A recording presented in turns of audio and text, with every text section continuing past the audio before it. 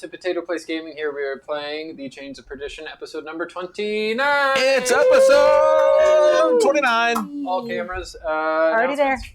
As always, playing for Extra Life, play games, heal kids, give back, game on, donation link down below. We're at $1,200 right now for Extra Life. I've made like 70. I donated you the other day. Yeah.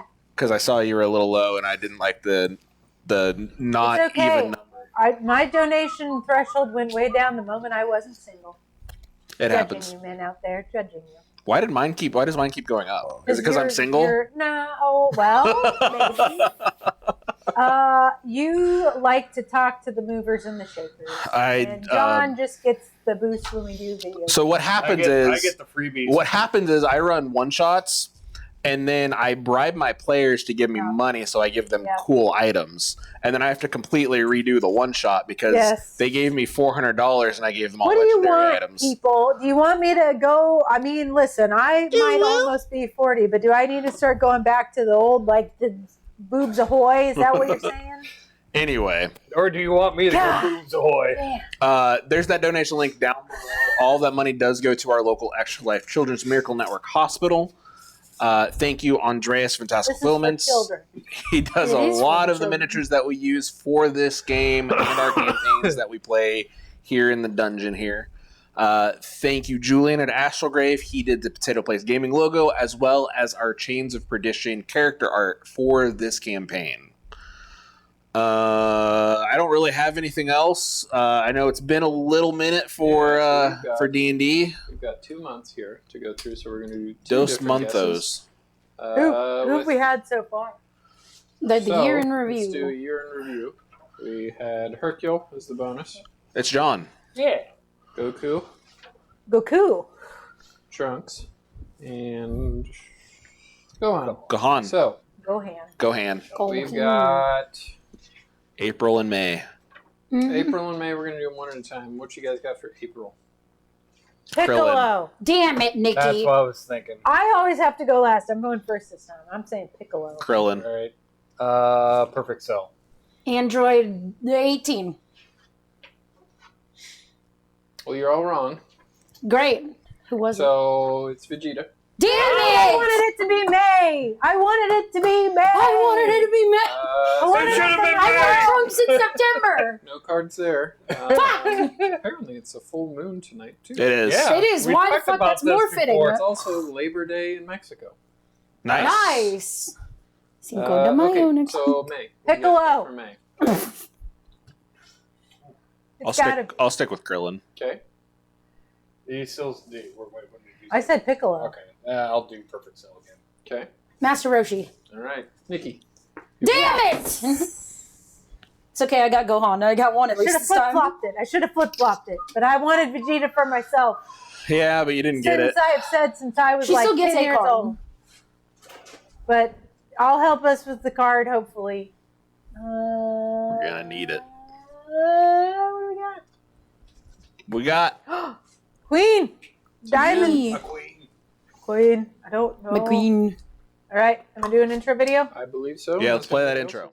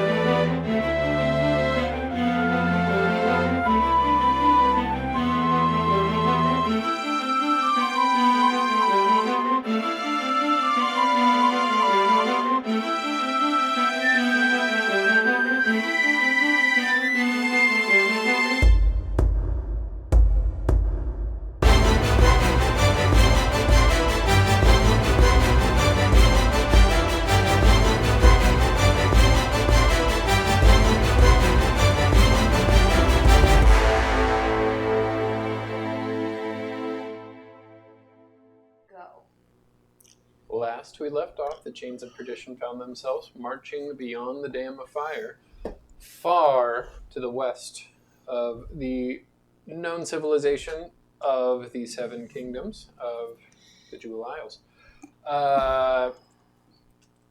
Your intention was to meet with the King of the Red Wastes, and you were tasked with bringing the King's head.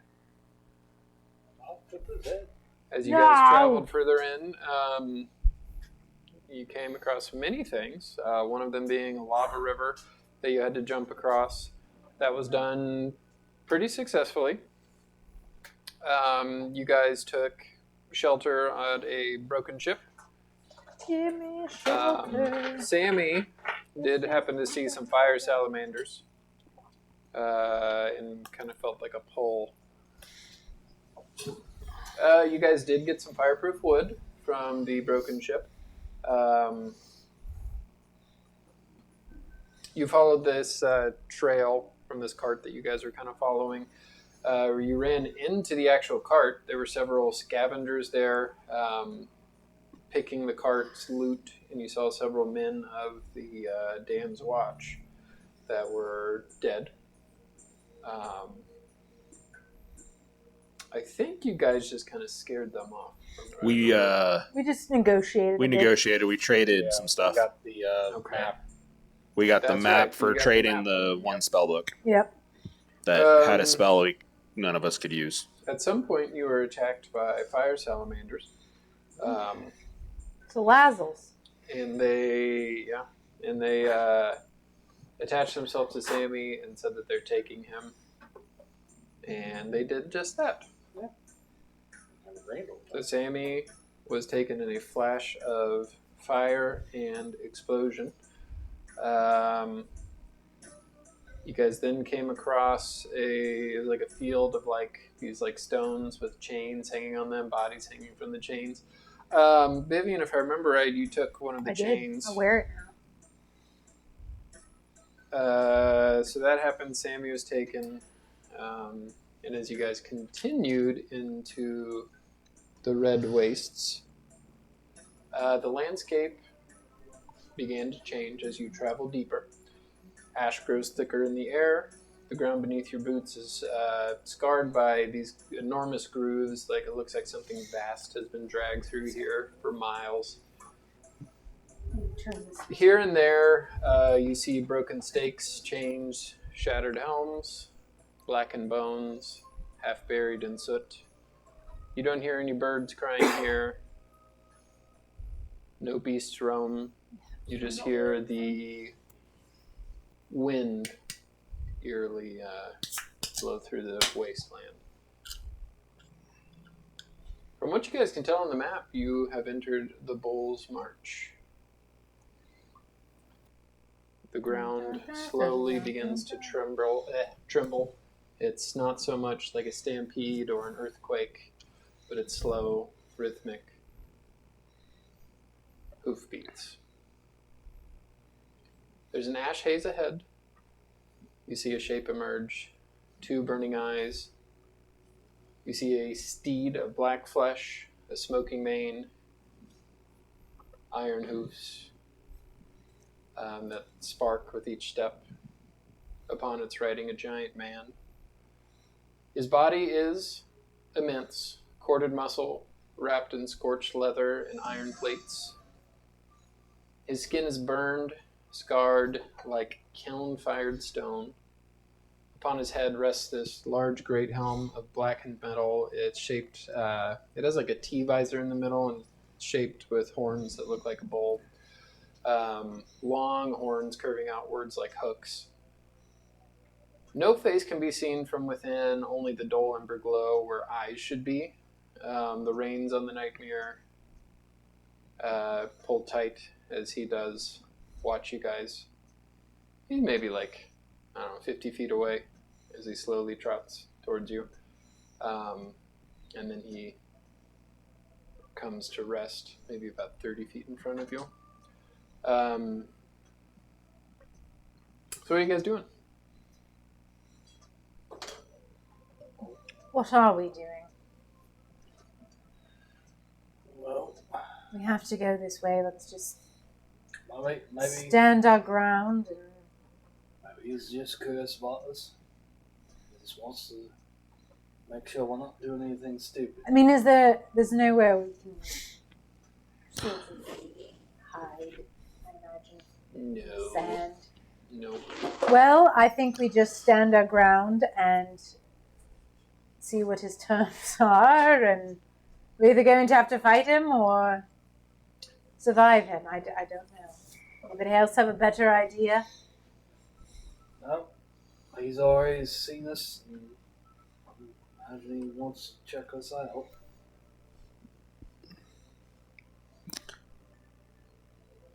I mean, I can. Do you want me to go see what he? I think. I don't think you should go up there No, by I think yourself. we stand together.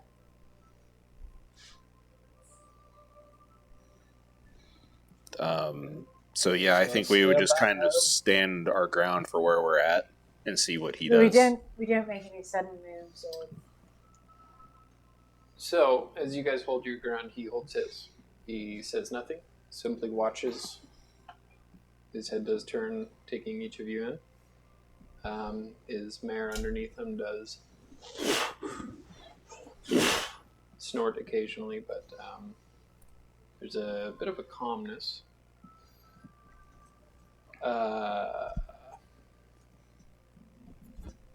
You guys can make perception checks if you'd like. Sure.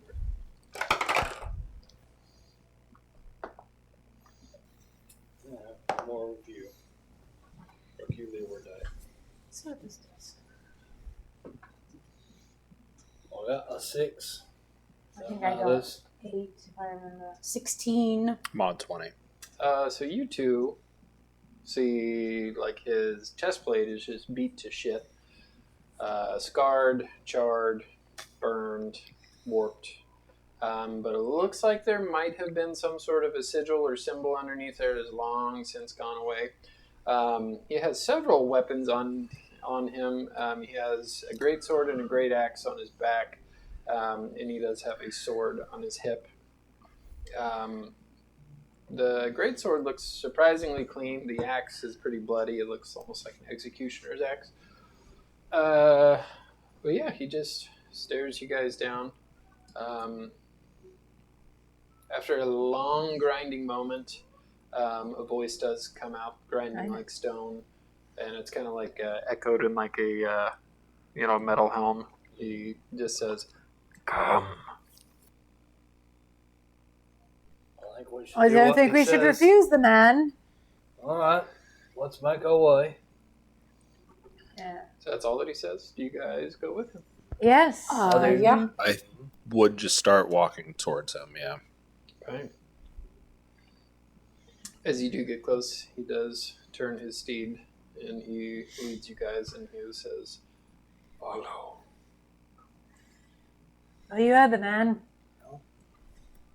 Nothing else better to do. Is there anything we notice as we're closer to this man? Robust. He smells like sulfur and ember Oh, and me char. Sorry. No, you're good. He's very healthy compared to the scavengers that you saw. He does not look like he's like starving or anything like that. No, I think we'll just. He's not attacking us at this point, so we won't do anything to encourage. I think he might have been expecting us. I don't know if that's a good thing or a bad thing. I don't know either. But he's leading us what we need to go. I would be just keeping my eyes open as we're following this person. Sure.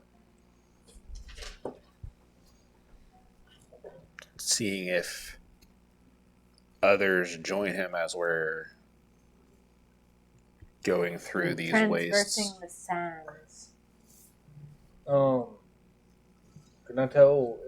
Do I know which way is north? Make a survival check. I'm trying to think of see which way he's going according to the map. That is a 14. He seems to be leading you guys west-northwest. Okay, so I'm assuming, if I remember correctly, this is north, right? Yep. Okay. So it's in northwest, so probably this direction. Yeah, you guys are I was kind of curious. still in Yeah. there. By the There's chains, these or by guys the here. pillars. So he's either leading us towards the crown or the glass. What did it say? Dons? Dunes. Dunes. Dongs. Well, from here, the Making U our way kind of looks like an across the O. There's your So next TikTok clip. a glass dong. Glass dongs.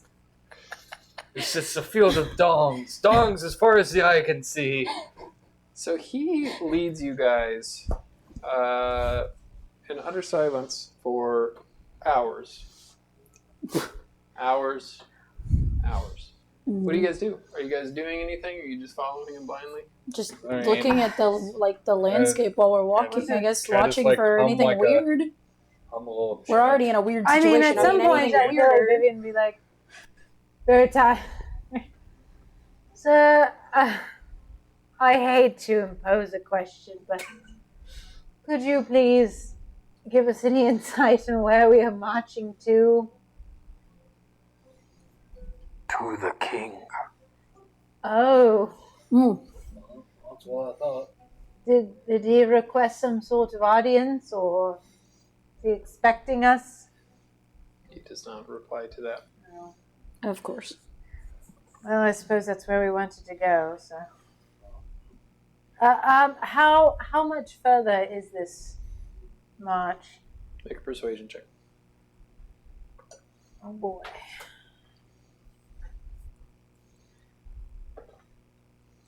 I'm not going to persuade him. Unless he's very enchanted. Well, maybe 9. it won't take much. A fortnight with rests. Oh. Well, at least we get to rest. That's very thoughtful of you, sir. Sir. What? Need you strong. You do? I think the king does. Are you familiar with our little group, or is your king familiar with us, I suppose? Make an insight check as you say that.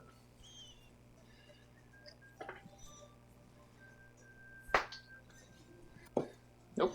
You don't notice anything. He just stares at you with the red glowing eyes. Tiring that dice for me. I rolled a 1, a 2. No, I'm just gonna hum this Well, war chant. I'm interested to see how this all unfolds. Well, it means following maybe two things. If he needs us strong, either maybe he's trying to use us, or he's going to use us as part of his army, or use us for sport. Either Well, way, really, when you think about it, it's just, there's two sides wanting us to do certain things. So let's find out what this side has to offer. That is what we came here for. we'll just have to march along and Yeah, I don't think that, I'm rolling bad, so there's not really anything much more I can glean from him if anybody else wants to try. And since I'm closer to him, can I make out anything on what his armor looks or like anything? You can make a perception check. Let's see, maybe I recognize the armor or not. That is a 6. God, we're rolling terrible No. today. It's this side of the table. Yeah, it's probably just me. I mean, you saw what I did. Yeah, but you know how my history goes. The path we're taking. Yeah. Does it seem like Wonder. this is a road that this person looks like he uses quite often, or Make an insight check. Look. Let's change the dice. Traveled river. You can roll Nikki's die if you want. Mod. Yeah, Hold it. it looks like he knows where he's going. It's the same. As he does move, his body motion is calm. He's not enraged. There does seem to be a palpable rage underneath the skin somewhere, like a volcano that could erupt. But he gonna seems to blow! be fine. He moves very disciplined, purposeful, like he's carrying out orders. Everything that he does is with purpose, and he does not seem to falter from what his task is. I know My friends have alluded that you know who we are. we know who you are.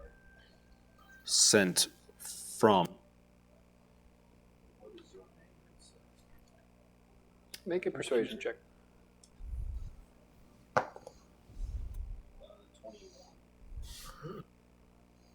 21. Imbo.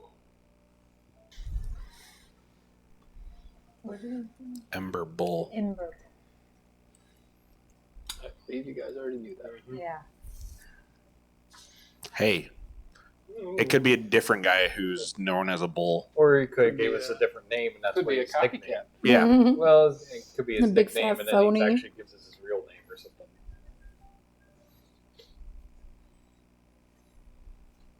I go back to, I'm gonna march chant. Or chant.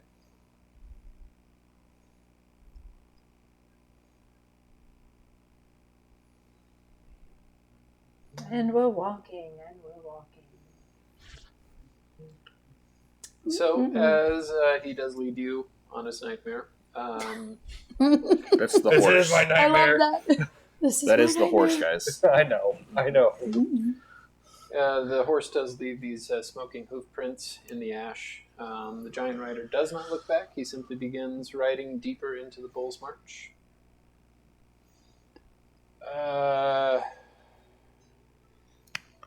I know he kind of knows where he's going, but I'm still going to keep my eyes open for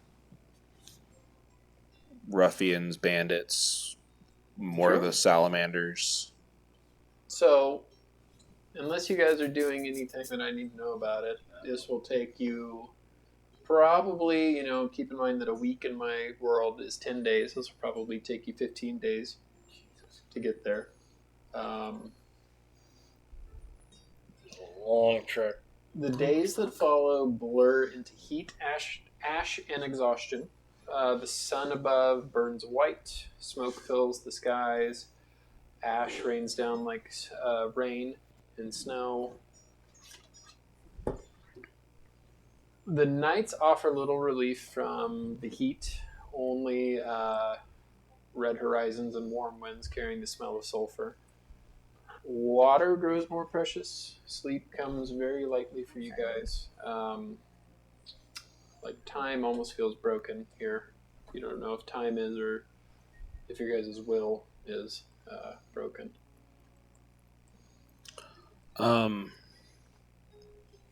I'm wondering on one of the nights that we make camp, he might not be amenable to it, but Nate would ask Ember Bull about the salamanders. Make a persuasion check. 16. Do One- not care about salamanders. There's nothing you know about them. They took one of our friends. They will kneel or bleed. As will you. That's all you get from him. Well, that said a lot.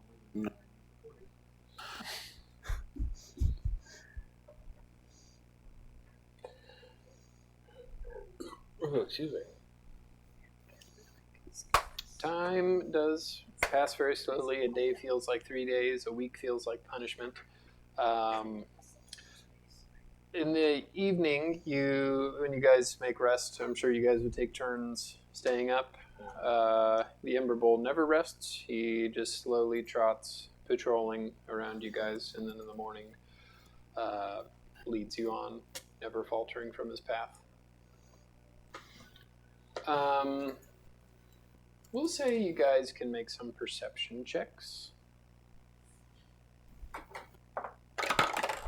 This will be kind of like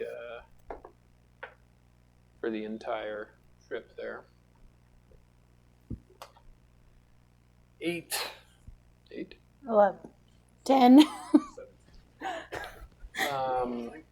We Yeah, are so 17. bad. Everything just looks wavy. Who got an 8 and who got a 10? I got a 10. I got Okay. Booker, you see nothing. With that 10, every once in a while you'll see like a pale bird. Looks kind of out of place, and it has these kind of like really pale, like bluish green eyes. Seems very out of place here, and it seems to kind of track you, and then will fly off. That seems kind of weird. Is this while we're still walking too? Okay. It doesn't happen frequently, like super frequently, but every once in a while you see something. Is it a dodo bird? Vivian, Yes. I don't know what that word means. a few times Bean will alert you that he feels as if you are being watched by something demonic.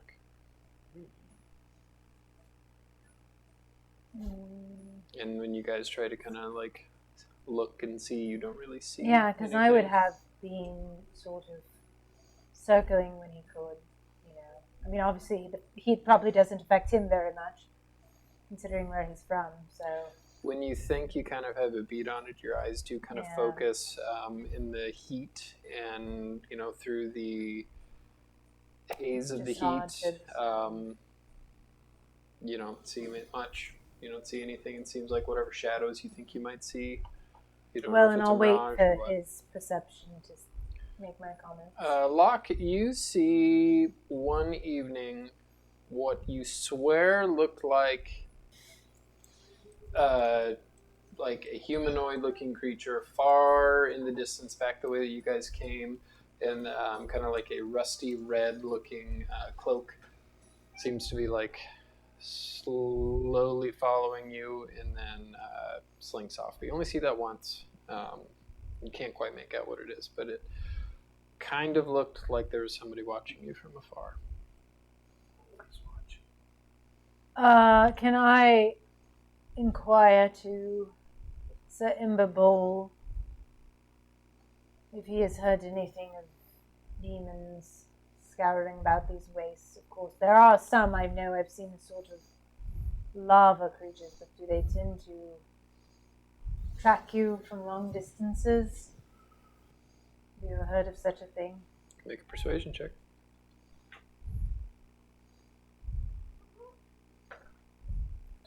8. Oh no, I'm sorry, what am I saying? Persuasion. That is 15. Many creatures in Bull's March.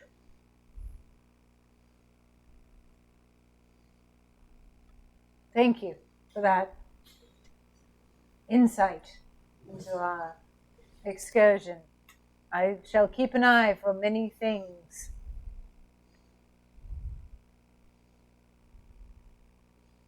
And very few words.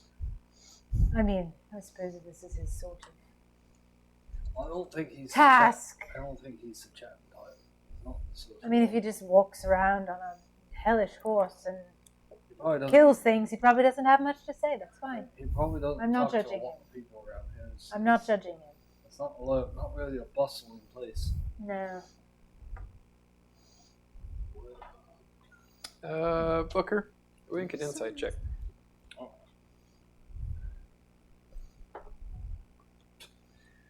Oh. 9. As somebody who's used to taking orders and doing what Yeah. you're told, it doesn't seem that out of the ordinary that he wouldn't be. Well, able to no, talk and to you. I don't No. even think that she was acting like it was out of the ordinary. It's just, you know, Well, it's not for you, it's for Booker. yeah. You guys doing anything else on this As we're perilous march? marching through, I suppose. I imagine the Sweating profusely. The landscape is pretty barren in general, right? There's no lava plants or Probably anything like stinky. that. Extra stinky. No. Like Darth Vader in the suit. I think it's been stinky for a while. Do we see any like You occasionally see caches? No, not really. Okay. You occasionally see wild animals like horses that have gone feral, things like that. This is the only nightmare we see is the one he's writing, right? Yes. Yep.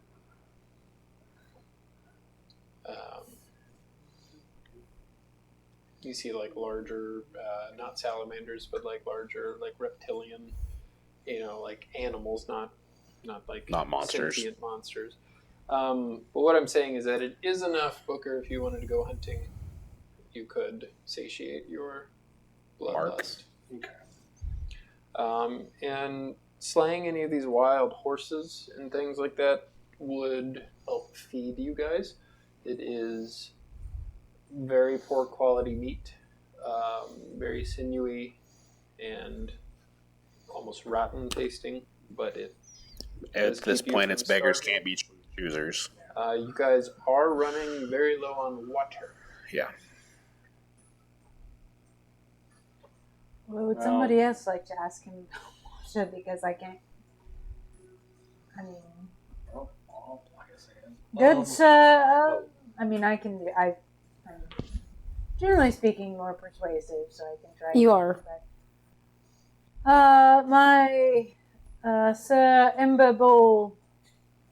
We are running low on water. I don't suppose that that's something that we could acquire either along the way or maybe waiting for us at our destination, as well. We are more than eager to meet with the king, and it sounds like he is wanting to meet with us. I don't know that we'll last much longer without water. Make a persuasion check. No. Nope. It's an 8. Little one. Find it yourself. I mean, can I send Bean to... I am not your sir. Well, I was addressing you respectfully. If you'd like me to address you otherwise, let me Make an know. insight check. That was good. That is mod 20. There's a distaste in his voice, like the only bit of emotion you've ever heard him say whenever he said he's not your sir. I will not use that term. Like, don't think he likes being called sir. Well, he did say that the king wants us not to be essentially dead. Could you at least give us a hint of where we could possibly find some more to scout out some place somewhere? I guess that's kind of what I was looking for when I was looking for my life. Sure. I'll also If you guys send want to Bean. look for water, I you mean, can make I'd nature checks. send Bean for that because he can see a lot farther than I can as a hawk. Are you a ranger? Yeah. What's your favorite terrain? I'm pretty sure probably not. it's not fiery It's not a desert. abysmal. Probably not magma. Pretty sure it's definitely forests. Yeah. So It's no- under features and traits, right? Should be. No bonus on that, then, I'm guessing. I don't think you would have put Uh-uh. desolate, fire, desert.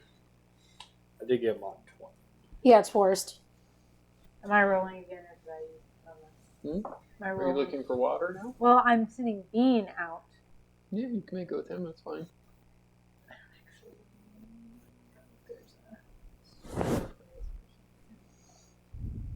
Well, It's a he's nature check for you guys. If you're sending him up in the sky, you So can do it's perception. what nature is. intelligence. Actually, no, it'd be investigation Well, for him.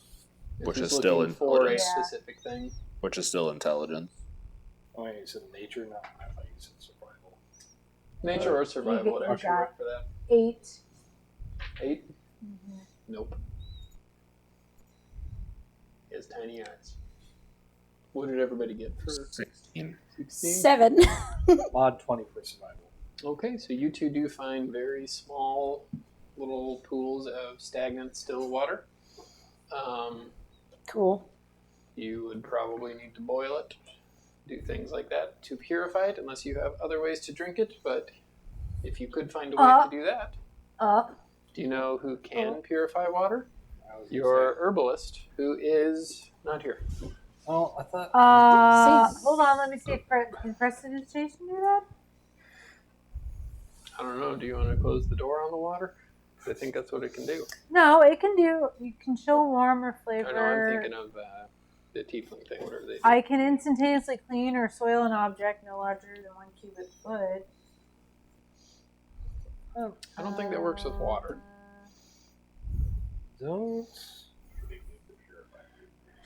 Yeah, that's what I was thinking. Don't Or if paladins get that?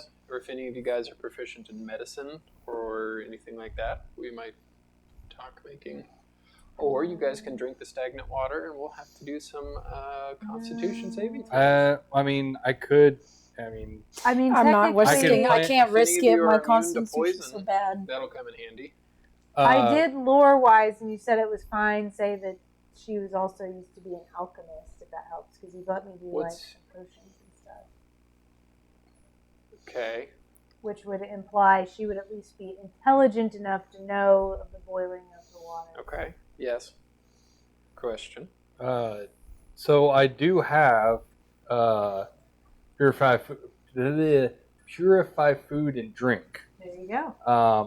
I just don't have it prepared at the moment, but since we're going multiple days, could I just have it prepared? Absolutely. That would be something you would reasonably have prepared. Yes. And I would do that. Wake up in the morning, say your prayers.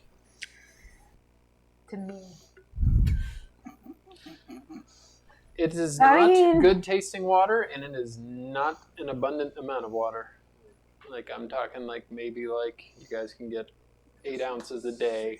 I don't think we're super prissy at this point. Yeah. Enough to get by.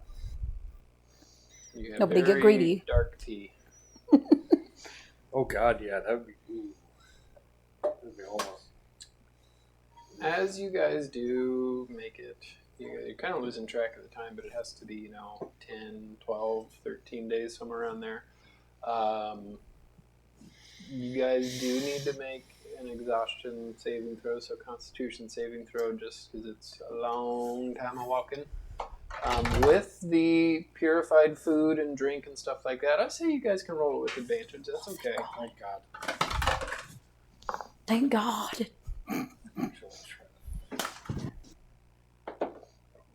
Okay, that's much better. 17, that's a pass. 15. Pass. Okay. 16. Pass. And it was... Constitution saving throw with advantage. 14. Pass. Woo! It's not a comfortable time, but it is a time. I'm not here for a long time. I'm here for a good time.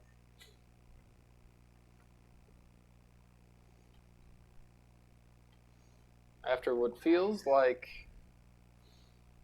months, it wasn't though, it was probably more like 15 days, we'd say.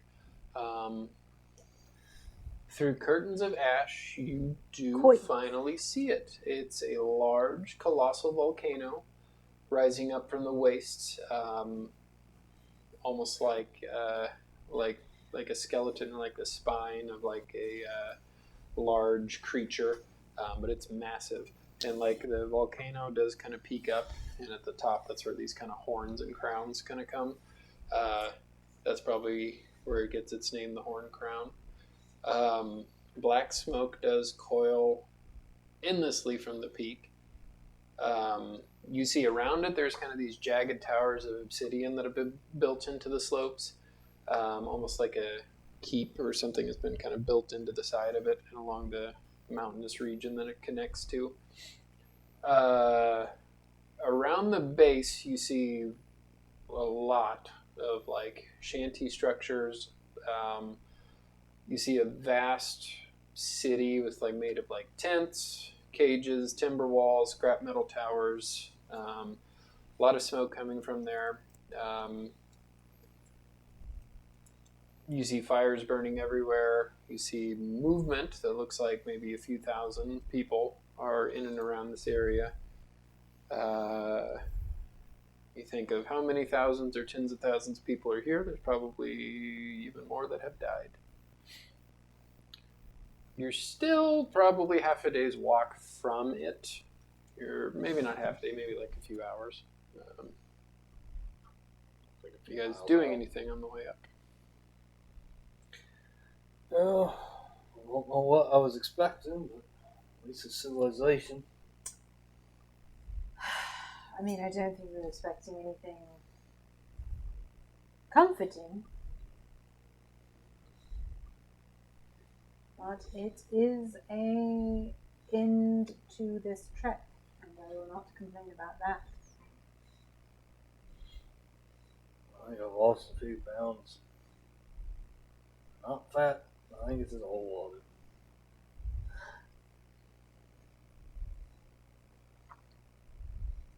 Over the next few hours, you do continue on. There's a lot of people. They don't look like people that you guys have seen. Like the worst people that you guys have seen have probably been, for you three over here, probably working for Lord Seraphite. For you two, it probably would have been, I don't know, probably on the Dam's Watch, those kinds of people. Not so much people here as there are monstrous figures, some humanoids, some monster-looking people, some elementals. As you do look around, you see what seems to be like a large, like trading, like area with tents and people like passing forward these like goods, and every once in a while you see something real shiny. To one side, you do see these like a massive row of these ramshackled prisoner cages that are suspended on iron poles. They seem to be different sorts of people, monsters, things like that inside of them, some living, some dead. Some of them carry nothing but bones and decaying flesh. You hear the slow bellowing of forges and the pings of hammers on metal. You see different fighting pits set up with people fighting. That seems to not be training, more so fights to the death. But the Ember Bull does, as he leads you in, the crowd almost parts around him. No one speaks to him, no one challenges him. People seem to kind of whisper. As he does bring you guys down into this, it's kind of like an arch that goes down under the ground into this subterranean area. Do we make out any of what the whispers are saying? I was hoping you would ask. Make a perception check. Can I ask, well, since we're kind of like there now, does the bird, do I see it before we disappear going down? Make a perception check. Can I make a perception on this? You guys can all make perception check, sure. 21. 19. Okay, 21. You haven't seen the bird for a few days. Okay. 11 on the whispers. 14. 14? Or, I guess, demons still following us. No, you haven't seen demons for a few days. I mean, Or that's jeez. you haven't felt the itch. Yeah. What'd you get? 11 for the whispers. Or no, 12. 12. You that's hear probably several better. people just whispering about the bull. The bull returns. The Ember Bull.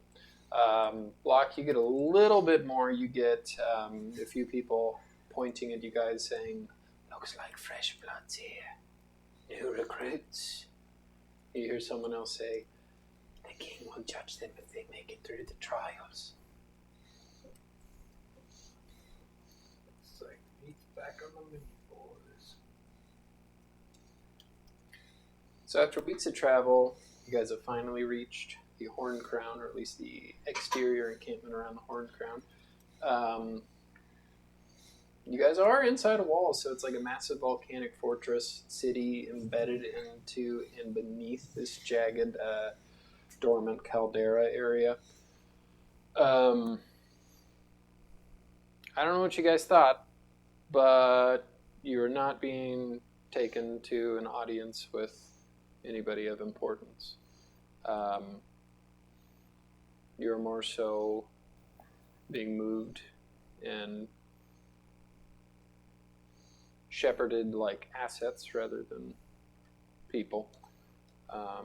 What else is there? Not surprising.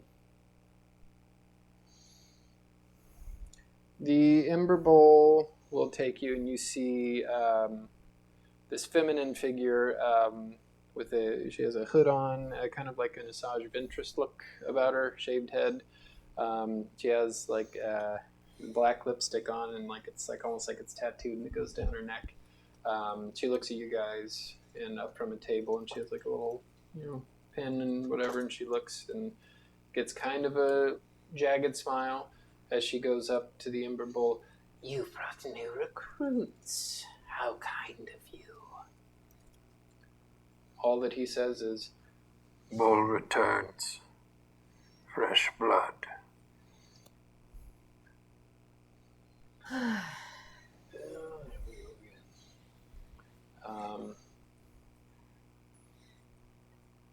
And as he is turning to leave, he will look at you guys, and Booker, he'll look at you and give you a nod and say, Fight well. make an insight check.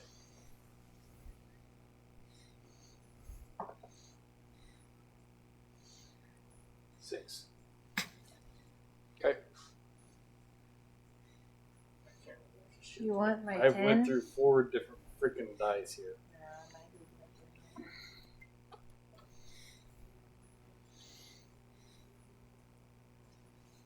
Do I get anything clearing from the momentum more? Mm-hmm. What else? Who must be the new recruits? What were you going to ask? I was going to ask if there's any more about this woman that I notice. You may refer to me as Inquisitor Knox. From here on out, I am your best friend here.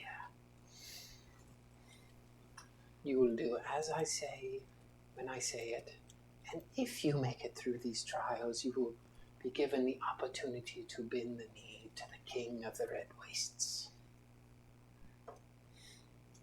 Sounds exciting. Before we proceed, we will need a physical examination as well as a mental examination and examination of all of your goods that you Hold carry. on here. Hold on. Why does it matter what we look like or whether we're crazy or not, if we're just going to probably die or... The king only accepts the best. Well, what is the criteria? You will soon find out. Well, I don't know about I that. think we have a volunteer to go first. Actually, yes. Why not? Why not? That is the nature of my life. Terrible things happen all the time. Bring it on, I suppose. Captain Harkin, will you You're going to find some weird will things. you lead this You're going to one find to some weird the things. examination room? I'm going You to... see a If you touch it, I mean... scarred-faced...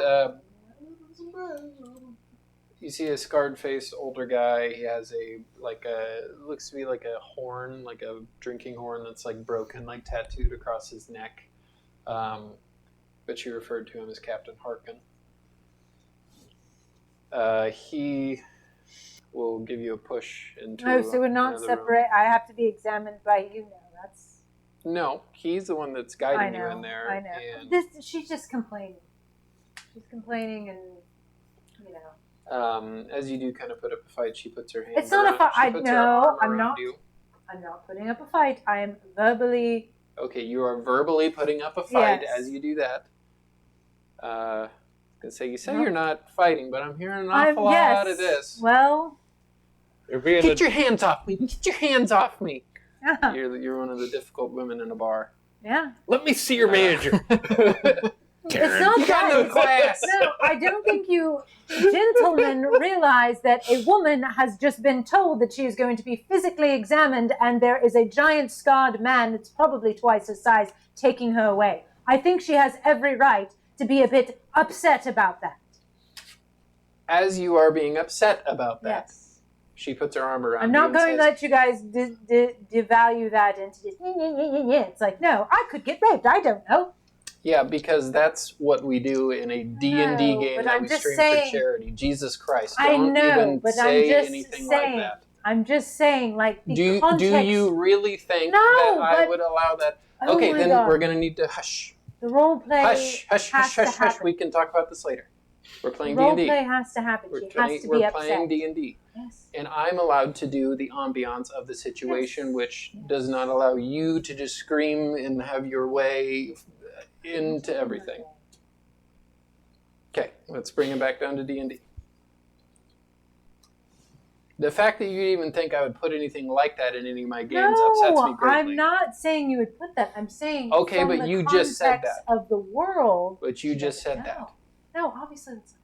Then why did you say it? Because she has to have a mental. I have to have a mental reasoning for why. All right, so she's- you go into the room and make a intelligence saving throw as her hand does go over your head. Yes. No role play for you.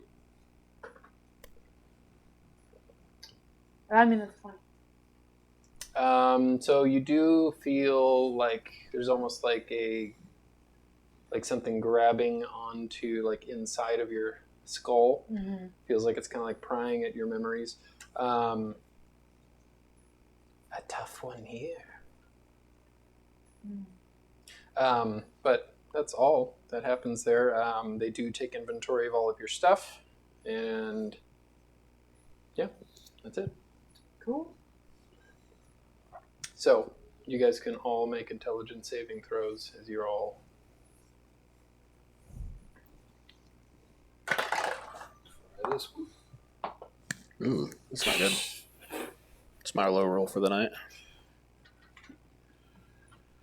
Well, alright, everyone, it's time to go home. I'm gonna call tonight. What'd you get? Still rolling on this side of the Saving table. throw, that is a 2. 2. Okay. Team 2, what's up? 2. Yeah. It's not 2, it's 8. 3. Okay. 3. Okay. We are so fucked. I have a +3 to my intelligence save, so It Well, does I mean, not I'm feel not- good for you I'm not guys. the- It feels like you know in the Deadpool movie when Cassandra Oh, yeah, She when does the she's frickin- down in the head. Yeah. That's what it feels like. Yeah. But you are allowed to keep all of your stuff. Not on you, but they do keep it. But you will be allowed to have it whenever you need to fight, whatever.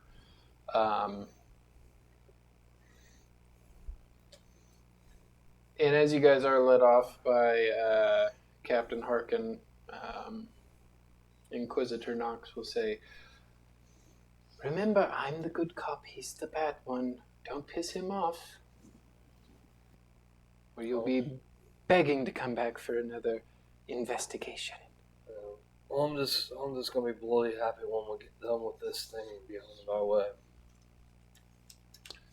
He does lead you guys to some holding cells, and there's a lot of people in these holding cells. You are thrown into a cell with 5 other people.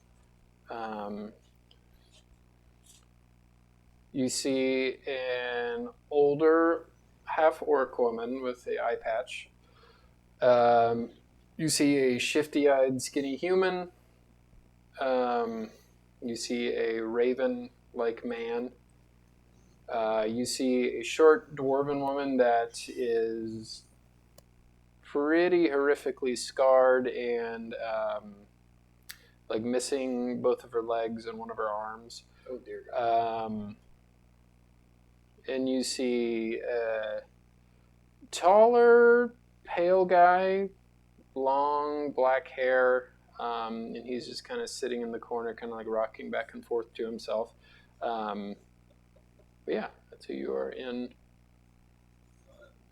Do they bloody think that these people are going to fight? Just to clarify, I assume they took the weapons, but do we keep our armor? Sure. Okay. If you had taken any of your weapons, any lockpicks, anything like that, that could have been up Just to to no wear good. my. Yeah, that makes sense. Oh dear God. Well, technically, the ink drive. It's not going to. But there's a key. Dale. Is he with you, or do you have him still?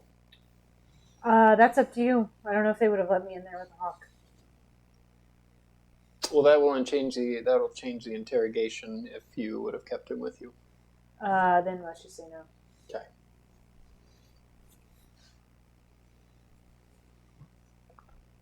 No feathers. No I mean- feathers is in here. I think he can also go invisible, but I'm just not going to worry about it. Did you mention feathers? So you see Sarah didn't. the crippled dwarven woman kind of like hoist herself up onto a stump that she's using as a stool. Well, come around the fire now. Come around. Hoists herself onto a stump. New recruit, are ya? Settle on in. I believe we're going to get to know each other quite a bit in the following weeks. What's Following weeks? actually going on here? We King kind of of the Red Wastes. He's recruiting an army to breach past the walls into the Seven Kingdoms.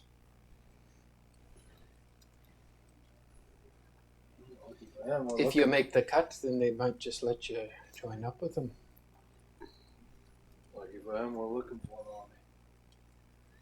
army. I believe you found one. Oh. Were you conscripted by the bull as well, or? Aye. As were these ones. Even that crazy one in the corner there. So I'm assuming there's going to be these fights to the death. I don't know yet. We've only been here for a day or two. Some of the others a bit longer, but that is what it seems like. Daily training and such. I mean, Well, if we're going to be getting to know each other, could we get your name? Aye. You can call me Hrolda. Hrolda. Can you spell it one more time for me, please? Hrolda. Okay, thank you. She's a dwarven woman. She's missing both of her legs and one of her arms.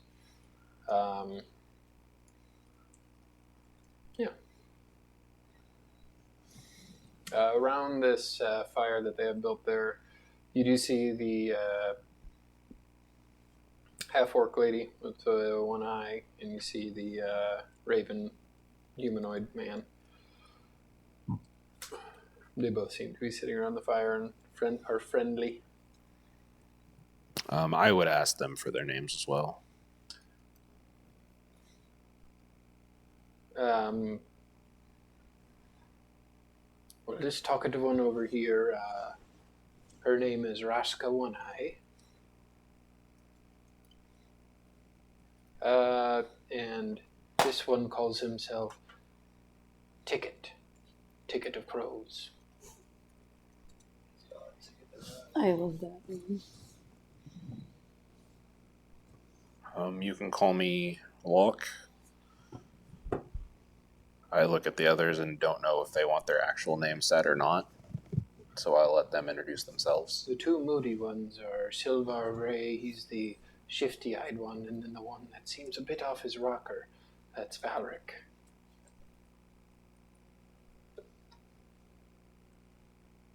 You said Valric? Varic, sorry. Varic. V-A-R-I-C.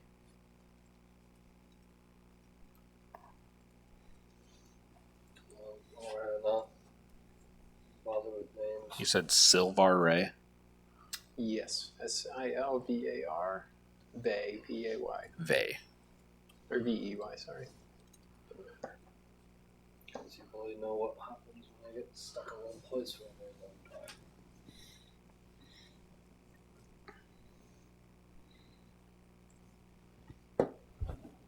Don't go talking to Varic too much. He's a bit of an odd case.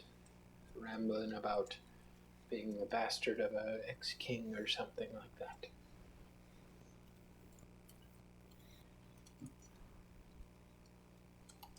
I don't know why anyone would claim that.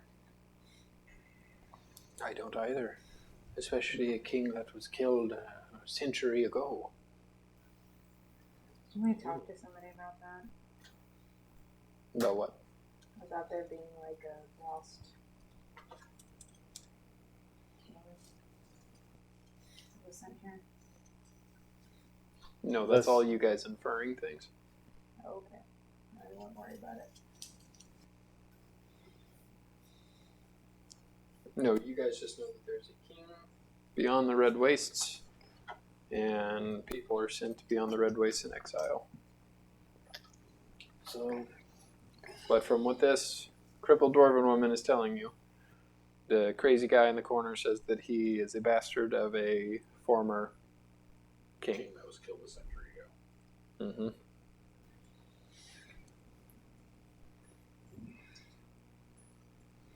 Well, I'm going to wander over him because I know a little bit about what it's like to be called crazy. I'm not going to start talking. I'm just going in his general vicinity. And you see me He kind of chooses is to speak rocking to back me. and forth, and he's kind of like messing with each of his fingers, kind of like, and you look at his fingers and they're kind of raw from him picking at them.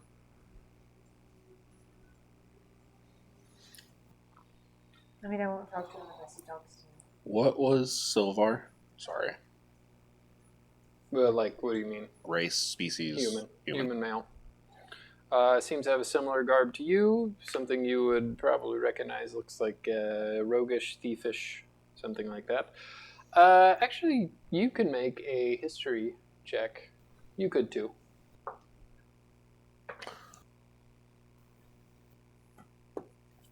Natural 23.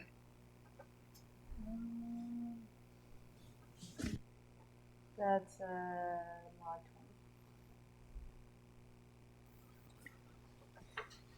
20. Turn your mic off. Secrets. I got it. Turn your mic.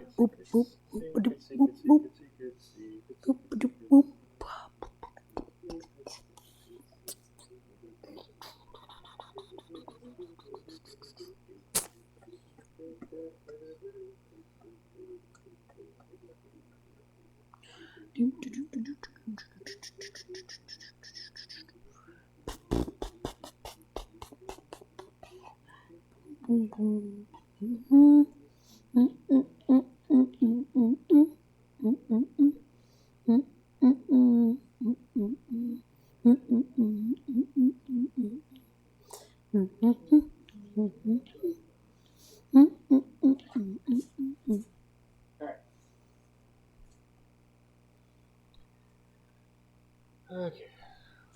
Well, It's a good natural 20 to have. Yeah.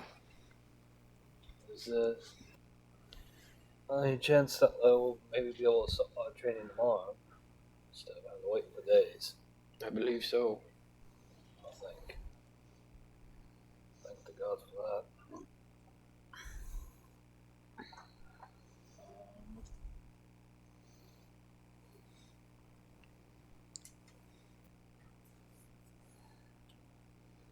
Really want to be stuck in. Do you want him to be invisible then? I'm just telling you what the rules are, and I will let you decide. Sure, that's fine. But yes, so he's not Yeah. really supposed to be very far away from me. Okay.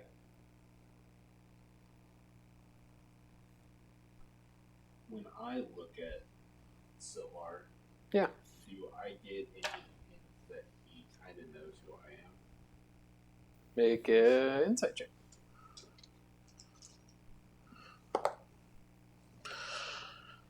That's a nice one. That's another natural 20 for a natural 25. No. Okay. There is kind of an air about him, like he's looking at you guys and thinking about how he could lighten your pockets. Get that hint from him, then I will hold off on what I was going to do next. So where did your lot come from? Were you brought here together? Did you know each other beforehand? Well, you could say that we know each other.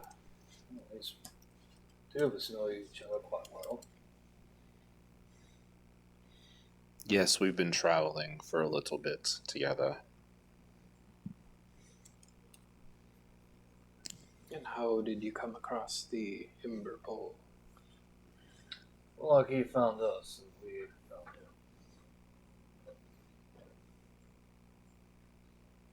How long have you been in the Red Wastes? You look like you've been here for a great long time. About 20 days. So your guess is well as good as mine.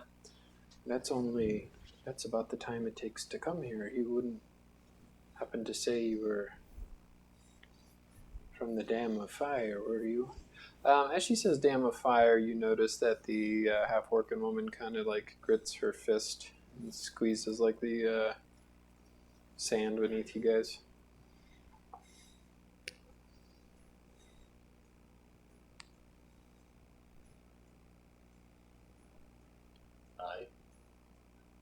We were on one side of it at one point in time and came over here for trying to get a feel for what we need to do next. Well, if you come this far, I believe you made a mistake. The only thing worth living for is on the other side of that wall. I believe that's where we're going. Well, there isn't really much living for over there on that side either, fortunately. If There's a mess over It's there. a strange thing for recruits from the Dam of Fire all abandoning it by altogether. Strange thing. Usually those wouldn't like to abandon a place to eat and sleep and get rest for this. I Well, always sort of wanted criminals, so. Aye, as are many that join the watch of the Dam of Fire. well, How long ago did you take your oaths there? we didn't. Then I must be mistaken. I am confused. I have to apologize, but you'll probably have to be confused a little while longer. For the reason we're here are our own story. That if we are to meet with the King of the Red Wastes, something for him to hear. What if I tell you my story? Will you tell me yours? I can't guarantee that.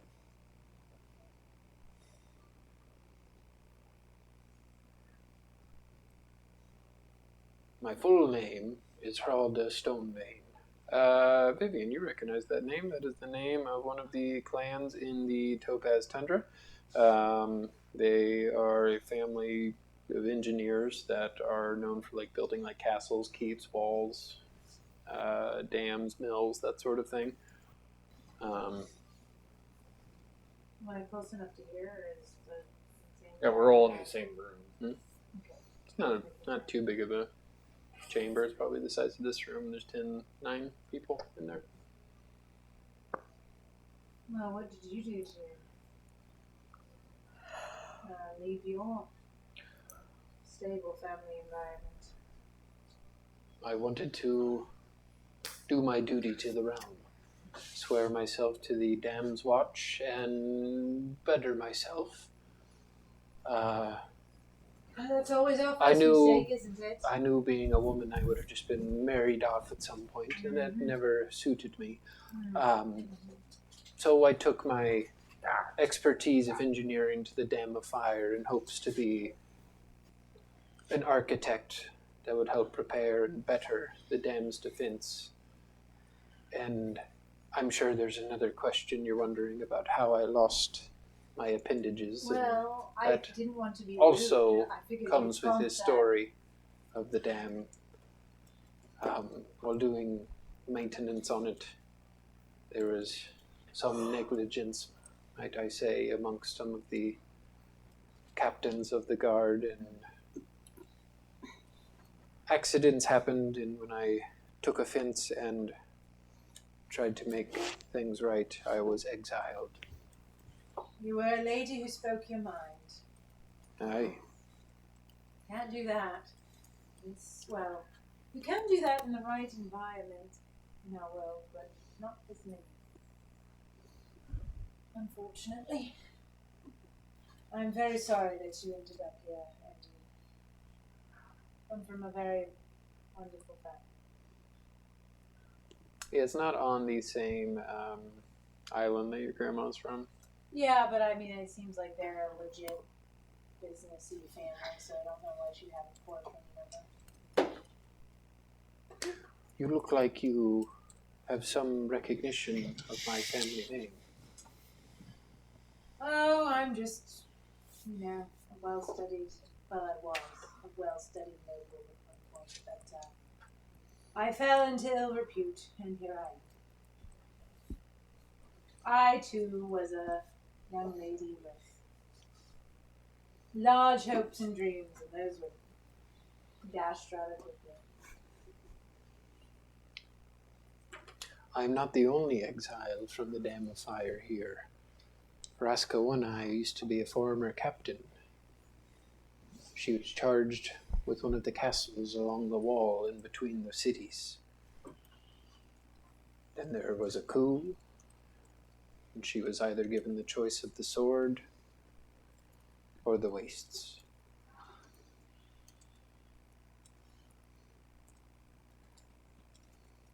Doesn't seem like they have very many options. But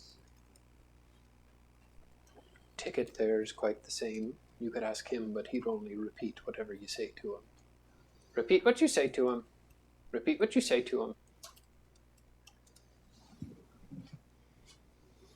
I don't want to try to interpret that, not because I don't care my good ticket, but I don't know. I don't know. With what I know about Silvar, was he just sent straight to the waste? He didn't even go to the wall? You got a 20. He was sent to the wall, and then that's the last you would have known, is that he was going there to join the Watch, and then somehow ended up beyond the Red Wastes.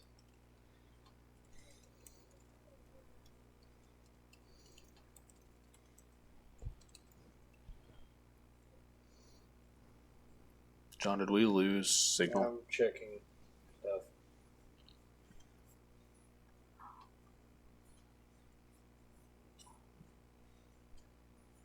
Yeah, because it seems like we lost both of them.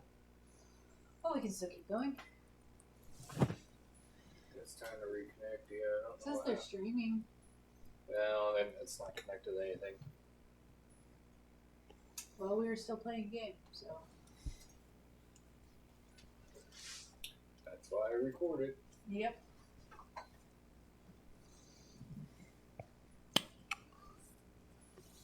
Hit the live button, Nikki, and then press it again. It's doing that. Stop. Uh-oh.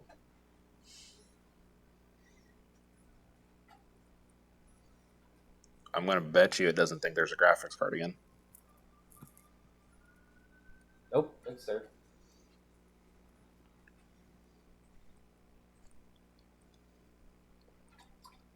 Just keep going. I'll mess with it.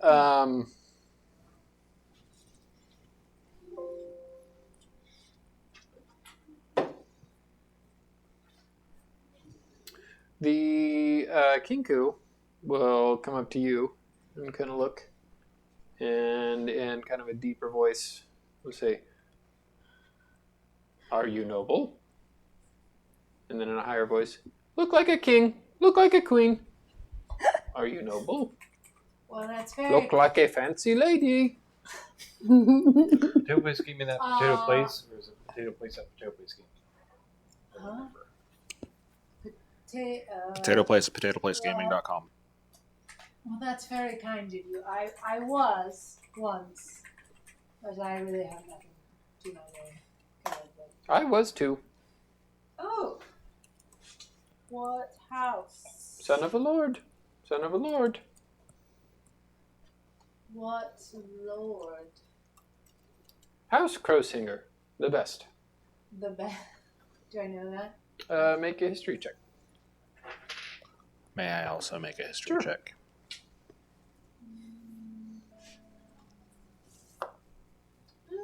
14. 11. Yeah, House Crosinger. That is, I believe the town is named Osprey. It is along the Dam of Fire also. I don't have the map down here. If you guys go to World Anvil. So it's a part of the Ruby Road? Yeah. So that's Old Tulk, the city that you guys ran in Osprey. Is just the next castle settlement to the north. They are a house of King Ku, named the Crosingers. You'll hear the one-eyed half-orc woman speak up. His father was my liege lord. He's the one that sent me to man the castle. The problem is he was a bastard. When his lord father died, his half-brother Kicked him out. Yes, sent him beyond the wall. He did not want any uprisings Challenges over to the who would be rising up as lord or lady. Well, I'm very sorry to hear that, Ticket. It's quite an adjustment when you're used to living a certain way and then have to... Ticket of Crows. Bastard name Crows. Not Crowsinger. Ticket of Crows. Well, how about I just call you Ticket? Ticket of Crows. Ticket of Crows. But yes, I was... Well, it's not really relevant where I came from anymore.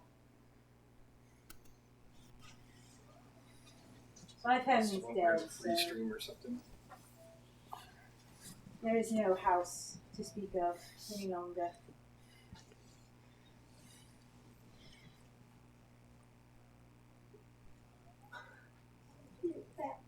Little fat.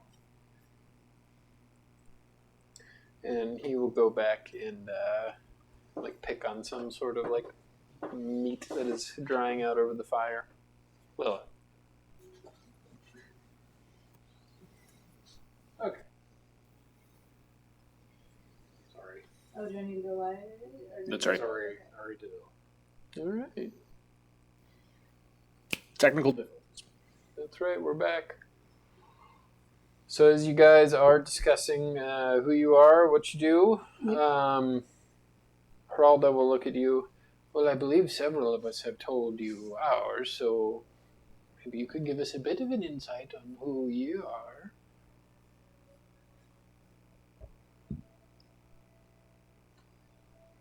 I'm going to let somebody else do that because I have way more baggage and I want to assess how much baggage we are getting into.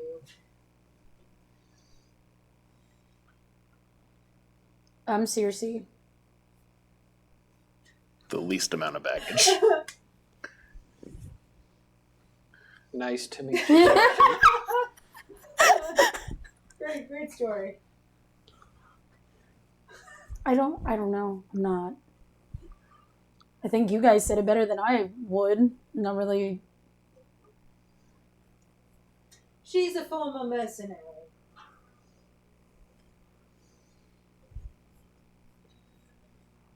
Very good with a bow and arrow. Hence the bow and arrow. That's in a crate. That I don't have. But okay. It's there somewhere. I'm fighting to clear my name so I can go home and see my family. I believe once you're to the west of the dam, the only way through is in the king's army. May the gods have mercy on all of us.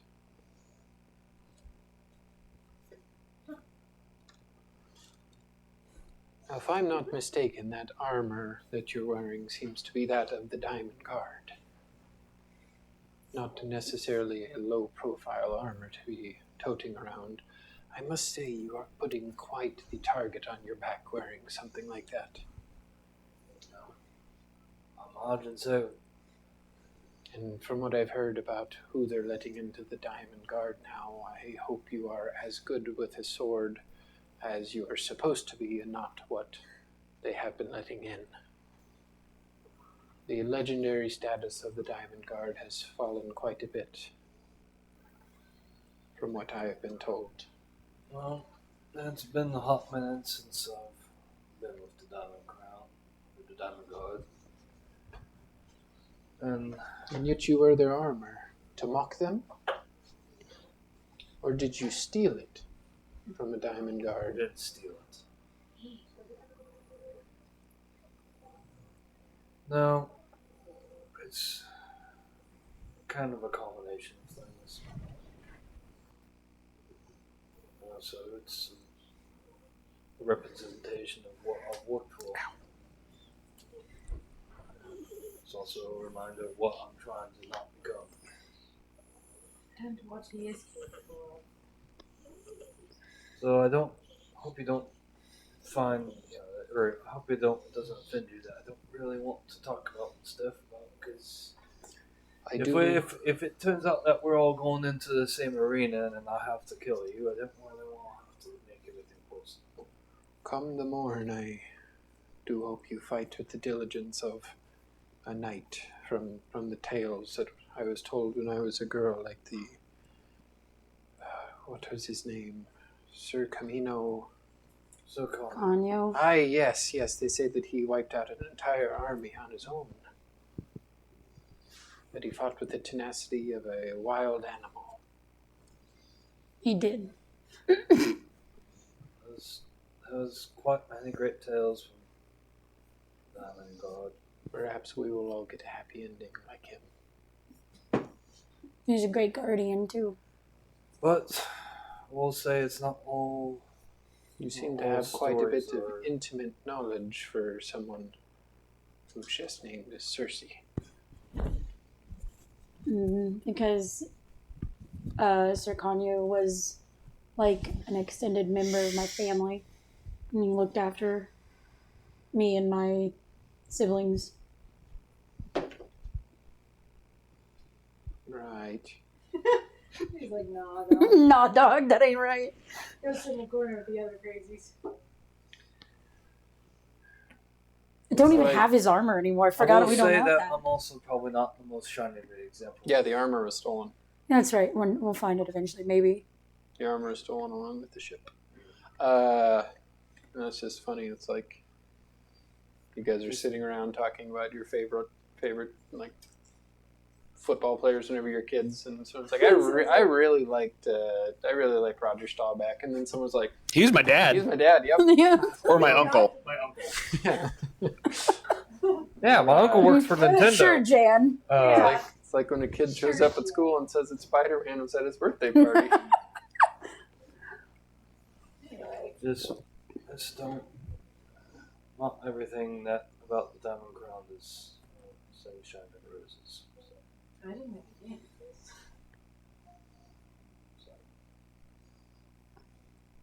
don't expect me to be a shining example of what you expect to be the Diamond Crown to be.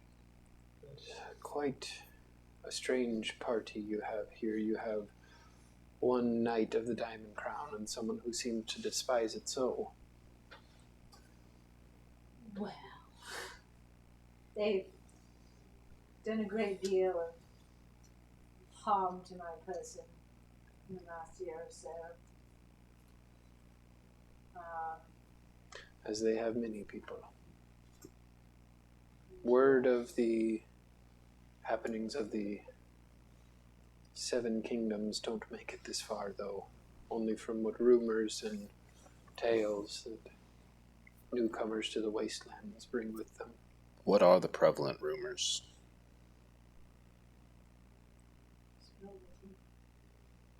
That the king is assembling an army, only the best. That he will destroy the dam of fire that I spent my life building and maintaining, and bring havoc to the 7 kingdoms. And which king do you refer to? The king of the Red Wastes? No. On the Diamond Crown side. King Leon. Lambert Leon, the king.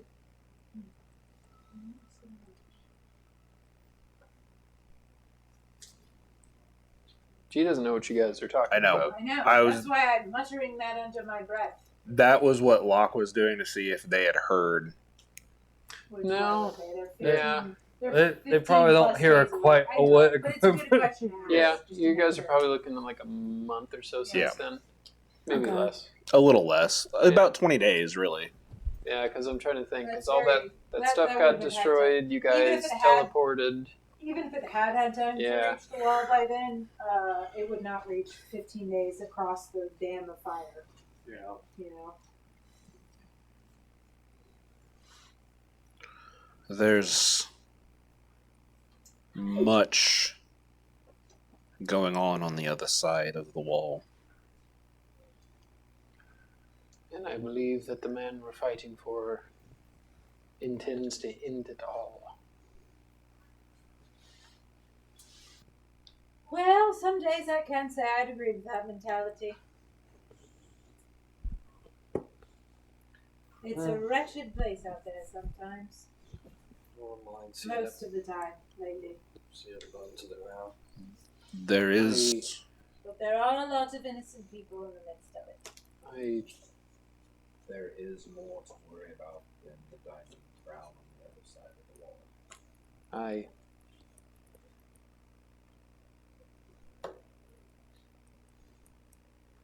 There has been the start of the demon of Perdition. Aye.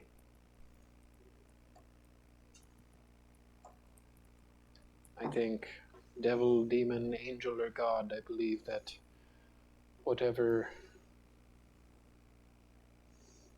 the king of the Red Waste is planning will wipe it all off the face of the earth.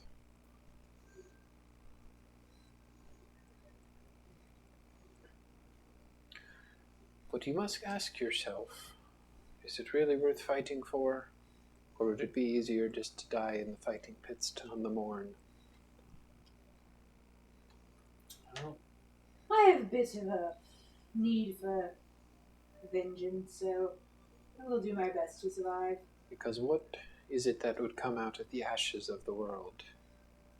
The only thing that would be rebirthed is a phoenix, I suppose, rising from the ashes. Phoenixes have quite a bit of resilience, and they do know how to make better of what they once were. So I don't think that would be the worst thing.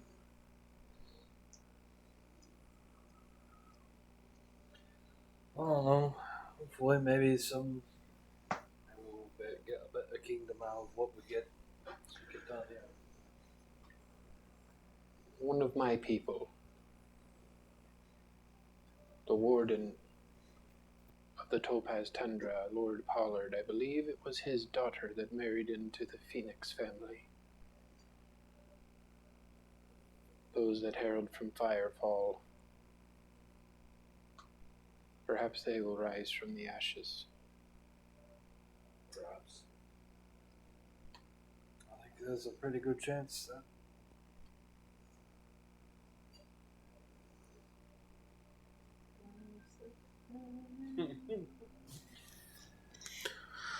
Be a betting man that I think that that family has probably got.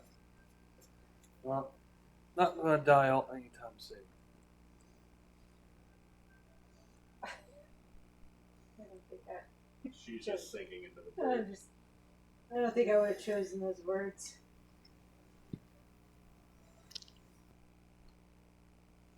Well, you know, a little fire inside never hurts anybody if we've got to fight each other. So I have a question. Mm-hmm. For Sorry. DM or for... No, for our lovely new companions.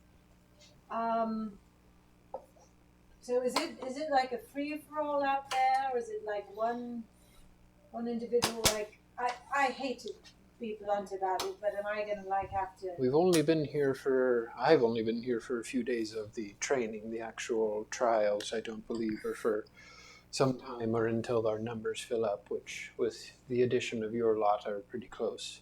Training is brutal. Some do die, but if you do know how to handle a blade, you should make it to the morning. Magic? There's plenty of blood magic and wild magic and fire and ice. I'm not really a slashy person. I'm more about the magic myself. But I'm not trying to be rude or uninsightful about myself or my friends here, but if I have to murder you at some point, I'd hate to. I'm tired of losing people that I have any level of sympathy or concern with, so if you don't mind, I'd rather not get into the nitty-gritty of, oh, who am I? Who are you? Because I might have to kill you, and then I'll feel terrible if I know any more about you. I do believe that goes back on our deal. If I told you a little bit about me, you'd tell me a bit about you, but that is all right, I suppose. The deal was that wasn't a guarantee. Well, I'll tell you this. I was a noble, and I was set to be married. On the way to be married, my entire family was murdered, except for me. Left me a bit of umbrage towards those who murdered my family. And so I have every intention of leaving this fiery pit and rising from the ashes, let's say. I don't intend to die here, and I'd rather not get to know you if I have to kill you to get out of here. And I don't, I understand if you take that personally, I would, but I want you to know exactly hear a high-pitched chuckle from the corner of the room as the kind of nutty guy begins to kind of laugh. What do you know of your family and your bloodline being murdered? They hunted all of us down because of my last name. They sent me here. I actually know quite a lot, considering... We are one in the same. Maybe. But you know what? You know what I learned? There was a bit of time I spent sort of muddling in my madness shortly before this. But madness won't get me revenge, will it? Nor will it get it for you. So if you say we're one and the same, why don't you stop picking at your fingers and decide what you're going to do about it? You call it madness. I call it normal. I've been this way since you were swaddling around in your diapers. As you do look at him, he's probably like a good 20, 30 years older than you. What was that last name that sent you here? I do not speak that name anymore. It has only gotten me the target on my back. Everyone in my bloodline killed. How about this? Let's trade a name for a name. Would you like mine? Why would I want your name? Because if you know anything about my name, it might be of interest to you. Make a persuasion check. Good cat on me, that's really. Also, I'm role-playing the fact that she's sort of slumped on the floor. Which did I get, John? Oh, pretty good. 17 plus. Persuasion, that's 7. So that's 24. 24. Want to know who I am? I do. I want to know who my grandfather was. He was the bastard son of the Golden Serpent, Henry Cordova. That is The bastard lion's came and they took the kingdom from him. They killed him, took it for their own. They cast us out. For a time there was peace. But every time somebody whispered, true king, usurper, the hate in Lambert's heart grew and grew. He would have killed us all had I not escaped beyond the dam. Well, what would you say if I were willing to say I don't really think you're crazy? Because I've seen things. I would say Good sir. you owe me a name. Well, we've spoken so much of phoenixes, haven't we? You see, I'm rather partial to them because my last name is Villeneuve. I am. Very last. The Fire Lords of Firefall, is it? Oh, yes. Would you like to know who I was promised to marry? That's the real ticket. No offense, ticket. Not you. It's a turn of That's phrase. the real ticket. That's the real ticket. I was promised to be wed to the prince of the Diamond Crown. Can you imagine? We would have been great enemies if that had happened. But you see, in the interim, they found another lady for my husband-to-be, and they decided she was better suited. Why, she was the legendary Dragonborn. So you're one of them phoenixes. I am the last. I did notice you side-eyeing and sniggering a bit whenever I was talking about that, so suppose that does make sense. Well, it was just a rather apt metaphor. Just so I have it right in my notes. Yeah. Varric is claiming to be the bastard son of Henry Cordova, right? Sorry, let me get my notes. Where did I put it? Well, he's yes. He's the son of Varric? the bastard son. Is that what it Yes, is? so it was his grandpa was a bastard of Henry Cordova. He's the grandson of the bastard son. So it's 3 bastards removed. A far claim for the throne that would not probably be like in the history of the Jewel Isles. There have been several bastards that have been like legitimized and given certain things and acknowledged by their fathers, mothers, whatever, but never with like the Diamond Crown. But that said, they obviously the Leons went and exterminated the Cordovas. So even if he's If just you an recall offspring- from our fun video, Lambert Leon was Henry Cordova's hand of the king and first advisor, and then he usurped him. he pulled a Jamie Lannister-ish. I just wanted to make sure I had it right in my notes. Yes. But what I'm saying is his madness or his sort of claim to fame is like if all the others are dead. I mean, if From what you get from him, he doesn't necessarily seem like he wants anything other than revenge. Well, by Jove, and I relate to that.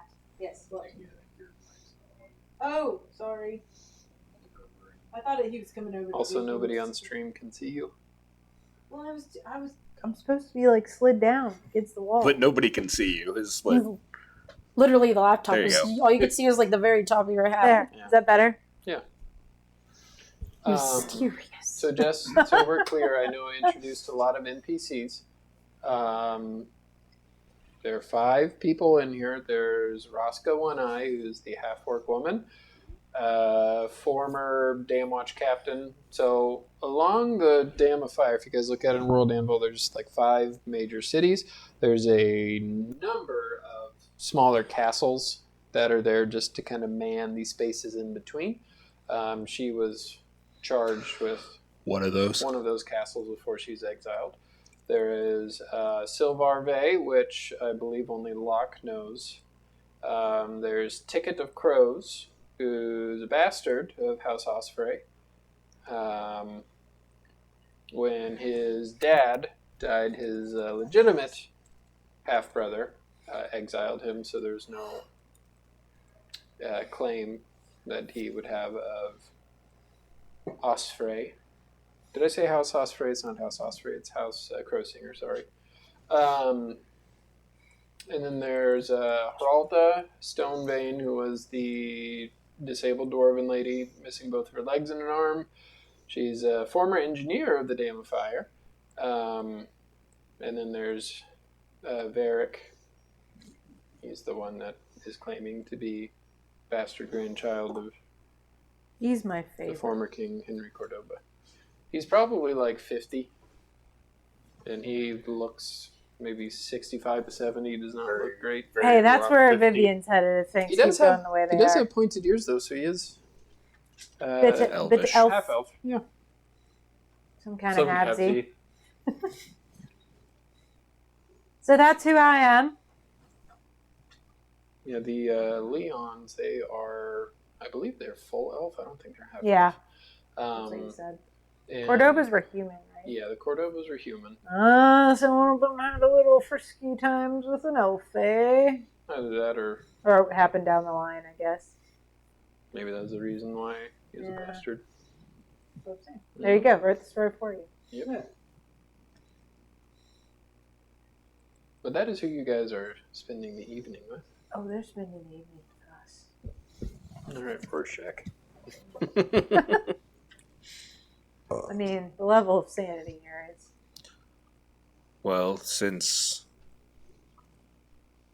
Now that we're all acquainted, I really hope I don't have to kill any of you. I do. since Vivian has said who she is, I will let you know that I am from House Dayshield.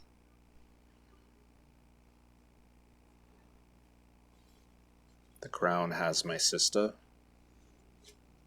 so ideally, if we can stop that, I can free her from. So we're all in it for revenge, are we? And why do you tote around this diamond knight with you?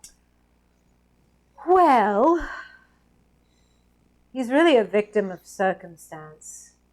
You see, because as part of this sort of awaiting to meet my betrothed, they sent obviously some knights in envoy, and I was assigned one personally.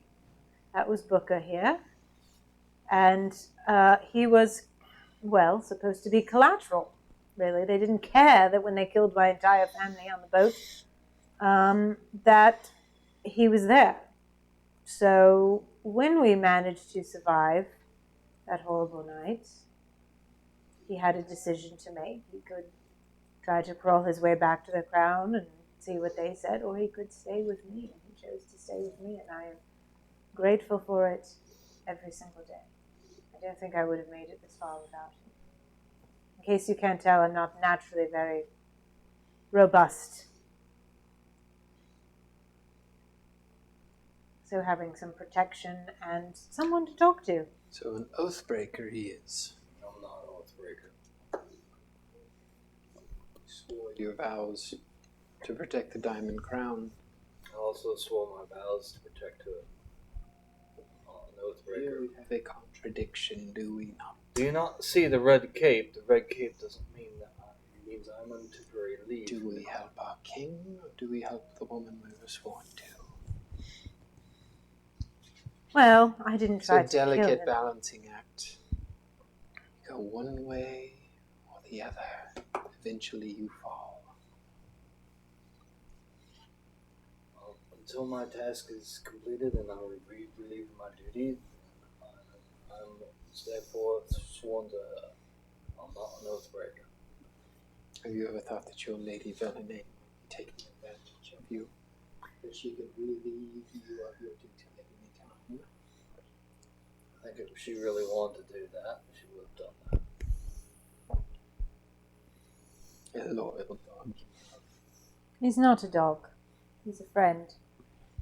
The only one I've had for a long time in this terrible spate of luck I've encountered. If anything, Booker could have made his life quite a bit easier, probably by leaving me behind. I was little lady when this all started. I didn't have as much awareness. Now, I won't say that we weren't hard workers in my household, but I didn't have awareness of some of the darker parts of the world, and I am quite familiar with them now. Some of the deepest pits of hell, you might say. If what you say is true, then there will be a war. No, they already are, my dear. And they will be weakened for when the King of the Red Wastes lays siege to the Dam of Fire. That is a bit of why we're here. If we survive these trials, if we are given the opportunity to bend the knee to the King, take a good long look at him and ask yourself, is he the one you would want to lead? Because whatever he wants, that will be absolute. I don't believe that a fractured 7 kingdoms can stop his army. Well, I certainly have to meet the man first, which means we have to survive this trial. And picking at our heads and whatnot. So, here's hoping we see all of each other on the other side.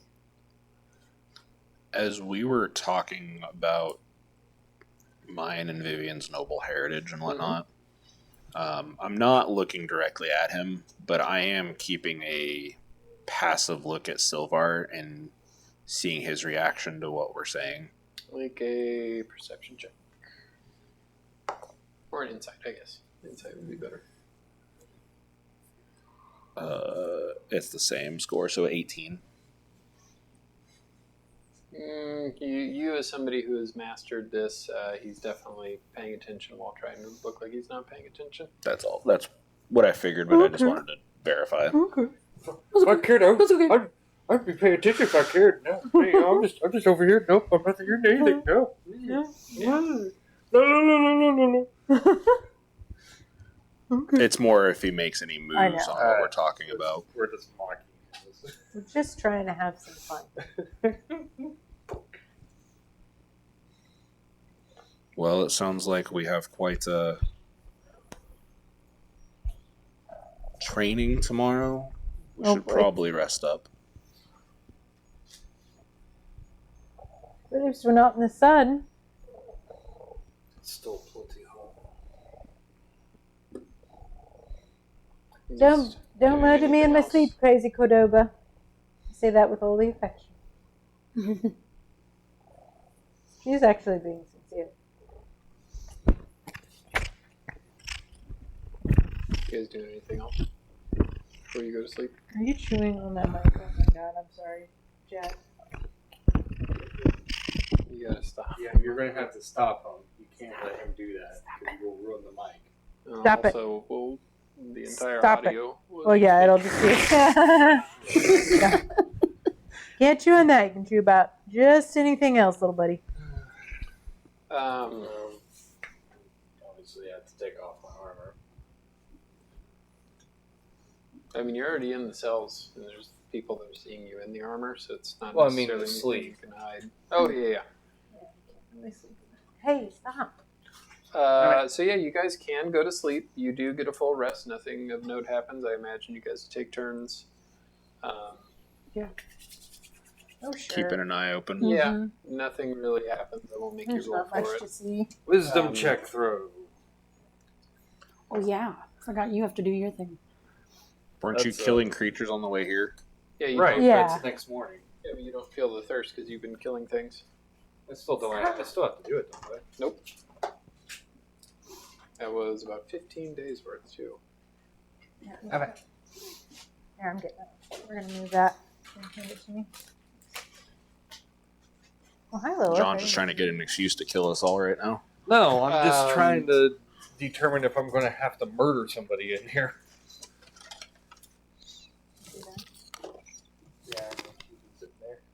because Murdoch has took her spot, so she's like, "Well, I'm going to have to sit here." You guys are woken in the morning. Captain Harkin, which is the guy that led you guys in here and forced you guys to submit to the mental probing. He wakes you guys up. Not a very comfortable sleep you guys had, but What else is new? shortly you guys are expected in the blood pits. Oh boy. That's a fun name. You guys can get your gear back on. We're not going to do any actual combat. It's more so training. But we'll see how well you do at training. So you guys can roll a d20 and then add like your attack or spell attack or whatever to it. Like so as if you're doing combat. What'd you get? I got a 20. Plus, I believe it's 6. It's 7, right? Yeah. You do very well. At the start of the combat, they do perceive you as a prissy woman who probably can't hold her own, and immediately when you're approached by like a big somebody, it's a minotaur. You do launch an Eldritch Blast right at him, and as he does charge you with his mouth wide open, you stick your hand in his mouth and blast his head off. So you're doing pretty good. What did you get? I got that one. Oh. Who? I've got revenge working. The heat gets to you in a heavy suit of armor. A lot of people here do not have any sort of armor on. You do kind of become like a focal point where people are kind of testing themselves against you. And even though you hold your own decently well, you still have a target on your back. I'm just having a bad day.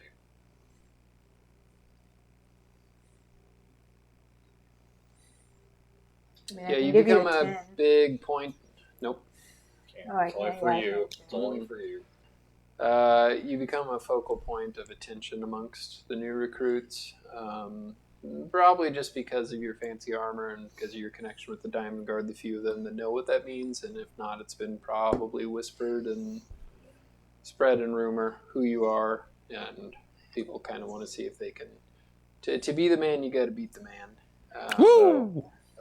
Probably been a lot more people trying to come after me versus other people.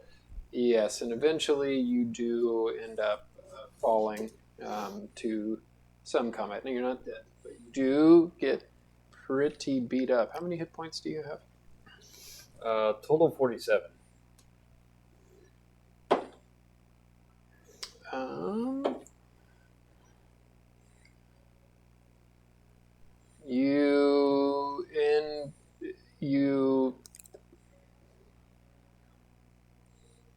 You'd have 12 hit points left by the end of this. You're pretty beat up. But you do make it through the day. What did you two get? 23. 23? Natural 28. Okay, so you two probably have some of the better personalities and just experiences to survive in something like this with keeping your head low and doing only what you need to survive. Maintaining your low visibility, avoiding any unnecessary attention, you two do just fine in the fighting pits. Yep.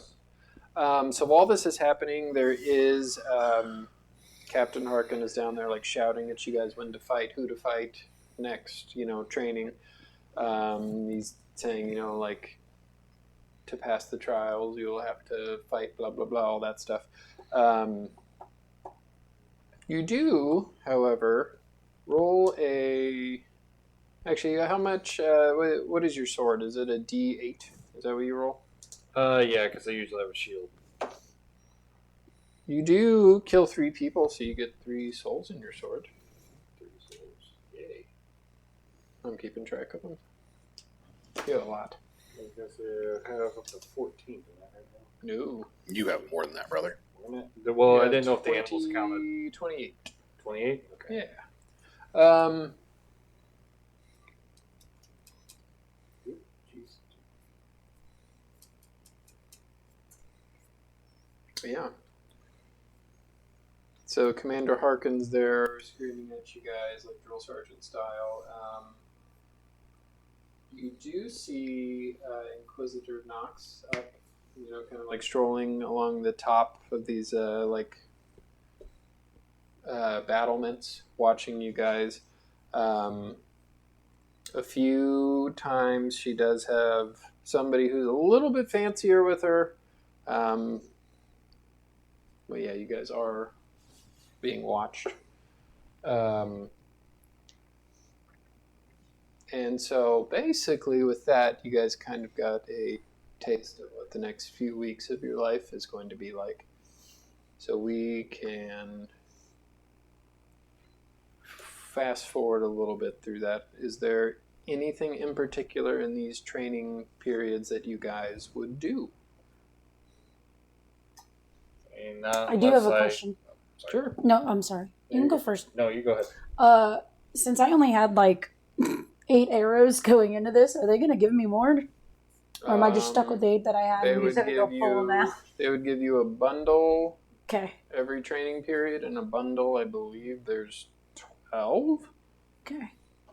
But using them in battle, getting them back at the end of the 2 weeks, let's say you could probably have like 30 maybe. Okay.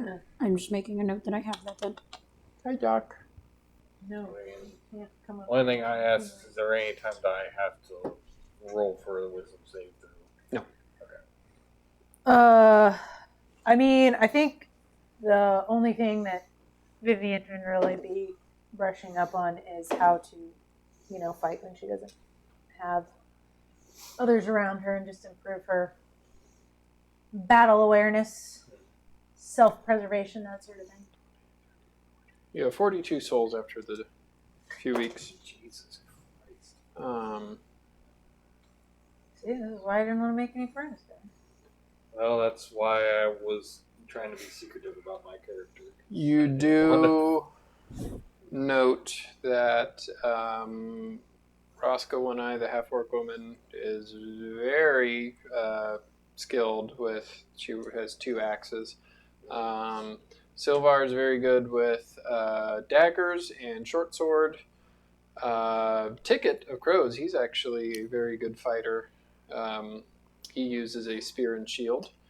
Varric the Pale has just a sword, short sword, things like that. Really doesn't use a shield. And Geralda, the disabled lady, you see her the morning that you guys go in there, and you see her and she straps on this like prosthetic leg on both sides. At the bottom of him, there appears to be like this kind of like arched bow-like thing with like a knock on it. It looks like she has kind of like turned her artificial limbs into crossbows. She can walk decently fast, very slow comparatively to you guys. But she is not just a little stump in there. Kind of makes me think of that. What was that one movie that had the one school? What, the machine gun leg? Yeah, the machine gun leg. Oh yeah, what is that movie? Yeah, I know what you're talking about. Yeah, that's basically what it is. Planet Terror. Yeah. During these few weeks, though, Locke, you would notice one evening, one of the cells farther down from you, it's dark, everybody's asleep. You hear the rustle of cloth and then the jingle of sounds to be like not keys but metal as you see one of them picking the lock. You see 3 guys who are new to the training grounds escape and leave. Off we go, apparently. Escape. A few hours later, one of them is forcibly returned and thrown back into a cell. It's locked. You hear Captain Harkin say, "We'll find the other two. Training will be much more difficult tomorrow for you." So you just witnessed 3 people try to escape and one of them be returned. In any of that time, could I have asked what the people that have to get in those little cages are for? Like, what rises to that? Oh, sure, yeah. You know what I mean? Those are people that are extremely insubordinate. There's also some slaves to be sold. There is a big slavery market around here. Once you guys bend the knee to the king, if you make it through the trials, you will have more free reign over this area. The Horned Crown, it does have like its own market and smiths and things like that. But you guys are, unfortunately, for the time being, gladiators, basically.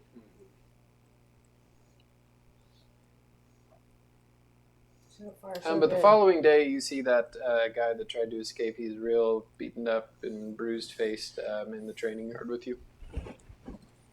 You did want to talk to him at all? Yeah, I'll try to do it as inconspicuous as possible because I don't want to get fucked over by this guy either. Guilt by association. Pretty much. You guys came here. Why did you try to escape? When he sees you, make a insight check. 13. He's noticeably uncomfortable whenever you come up and talk to him. Fuck off, I don't want to talk about it. Especially not to you. The fuck did I do? You not supposed to talk to you. You're not supposed to? Fuck off. You press anymore. I'm curious why I would be someone you shouldn't talk to. I've been doing what I'm supposed to do here. You're the one who tried to escape.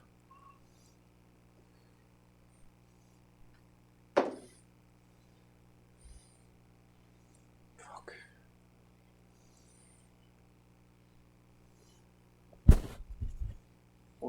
What's your plan? Just to survive the fights? Bend the knee to the king and join his army? Or are you planning on getting the fuck out of here too? I have my plans. I'm not going to tell you what they are. I don't know what you have in store for yourself. If I tell you, I need a promise that you'll take me with you. I cannot make any promises like that. Because what if I die? And that promise is worthless. Usually if there's a plan, it works regardless of if everyone can make it or not. Are you saying you have a plan? We did have a plan when we were told to come here.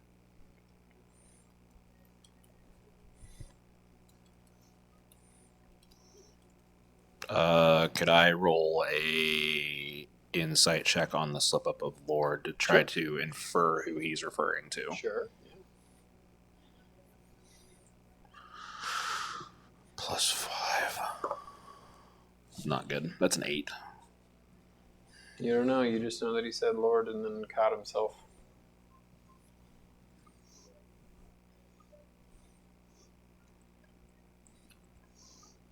You were sent here then.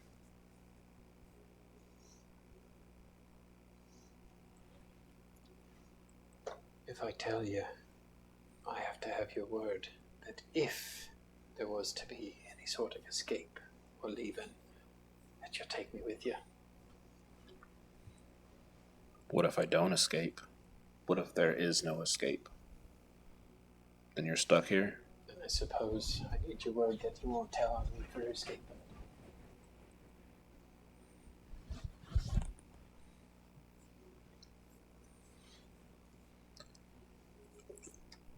As much as Nate wants that information, don't think I can actually make that promise.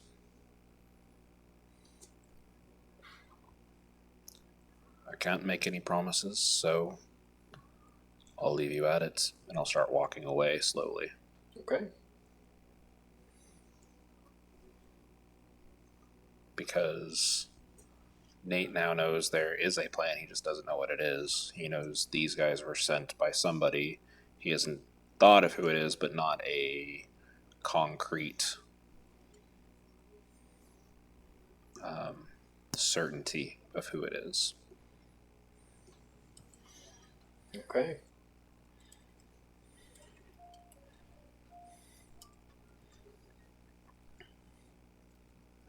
So your training is harsh.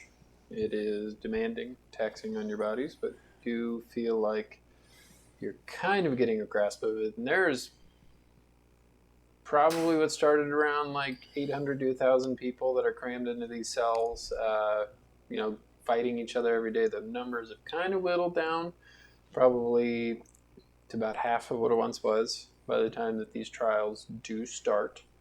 Do you guys want to go to break? Sure. Sure. Yeah, we can go to break.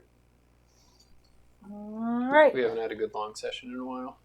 And break. The Jewel Isles, a realm steeped in ancient magic and political intrigue, witnessed epochs of turmoil and transformation. In the primordial era, Leviathans and Titans shaped the world's foundations before giving rise to giants, who brought order to the chaotic seas. As civilizations flourished, the Dragonborn emerged, revered for their draconic lineage. However, their prosperity led to envy and conflict. William Cordoba's rise saw the extinction of the Dragonborn under the Cordobas, marking an era of ruthless rule and suppression. After Cordoba's fall, Lambert Leon usurped power through cunning, heralding an era obsessed with dragons and dominance. Lambert's decree for a diamond dragonborn bride sparked intrigue and suspicion, culminating in a marriage of his firstborn son and the diamond dragonborn. Amidst political machinations and whispers of ancient powers, the Jewel Isles stood on the brink of unrest. The quest for the Diamond Throne, fueled by bloodshed and manipulation, continued to shape the fate of the Isles, where alliances were forged and broken in the relentless pursuit of power and legacy.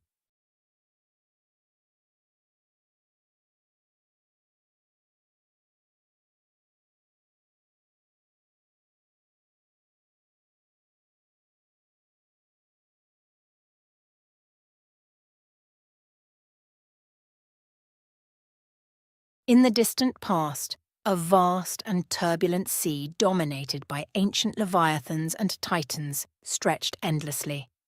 These majestic beings, embodiments of primal forces, shaped the world's foundations. From their essence emerged the giants' wise and powerful creatures, guided by prophecies and visions. With their magic and courage, the giants transformed the chaotic sea into islands and mountains, bringing order and stability. They became revered as the architects of a new world where life flourished amidst the echoes of primordial creation.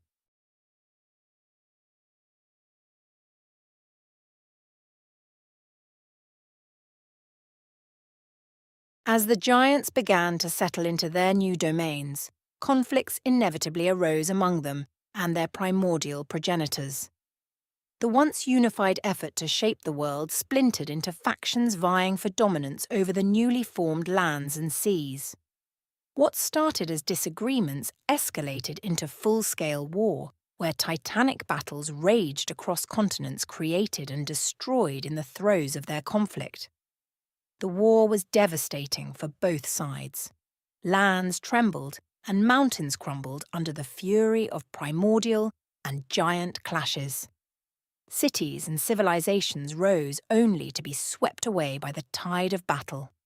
Countless lives were lost on both sides as primordials and giants alike fell in the struggle for supremacy. Facing imminent extinction, the giants turned to desperate measures. In their darkest hour, they sought the aid of the dragon's ancient powerful beings born of fire and magic. The dragons, once revered as majestic guardians of the world, reluctantly agreed to join the fray. Their fiery breath and formidable strength turned the tide of battle for a time, pushing back the relentless onslaught of the primordials. However, the cost was high. Many dragons perished in the brutal conflict, their lives sacrificed in the service of the giants' cause. As the war dragged on, the dragons began to question the righteousness of their alliance. The cruelty and ruthlessness of some giants towards both primordial and dragon alike soured the dragons' loyalty.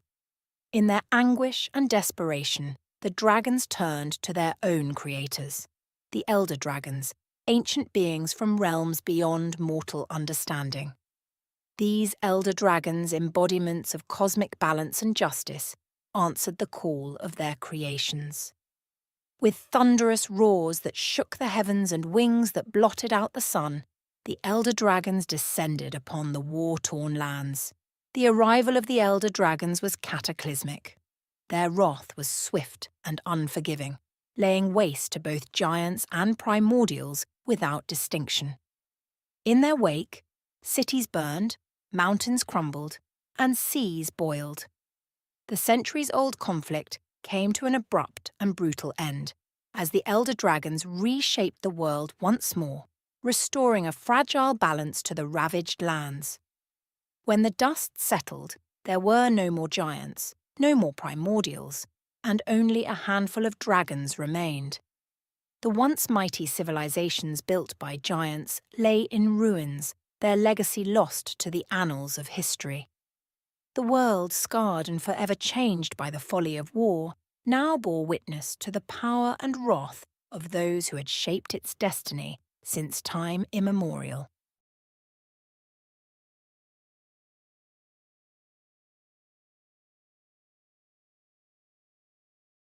After they ended the War of the Creators, the elder dragons laid down their bodies to form the very islands the Jewel Isles are formed of.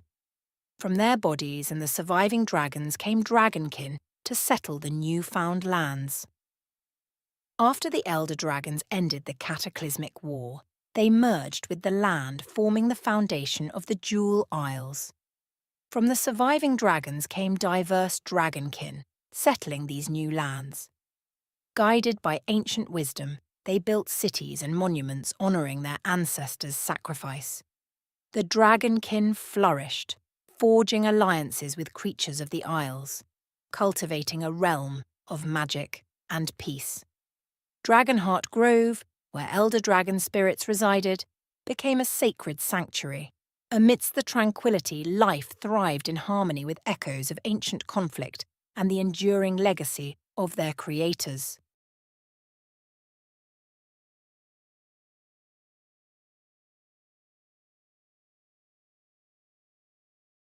For over 2,000 years, the dragonkin reigned over the 7 kingdoms of the Jewel Isles. After settling the lands, they welcomed men, dwarfs, elves, and other creatures from distant realms into their fold. This era was marked by relative peace, where the dragon gods held sway over divine magic, though the deities of other races also found their place, albeit subordinate. Historians hold varied opinions, yet they unanimously regard it as a golden age for Dragonborn. The ruling dynasty, known as the Draconis, favoured those with draconic lineage, bestowing lands, titles and wealth upon them.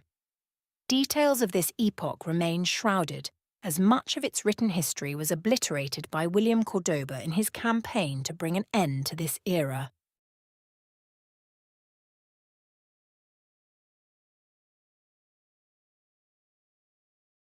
William Cordoba, driven by a fervent desire to eradicate dragons and their kin, led a revolution that shook the Jewel Isles to its core.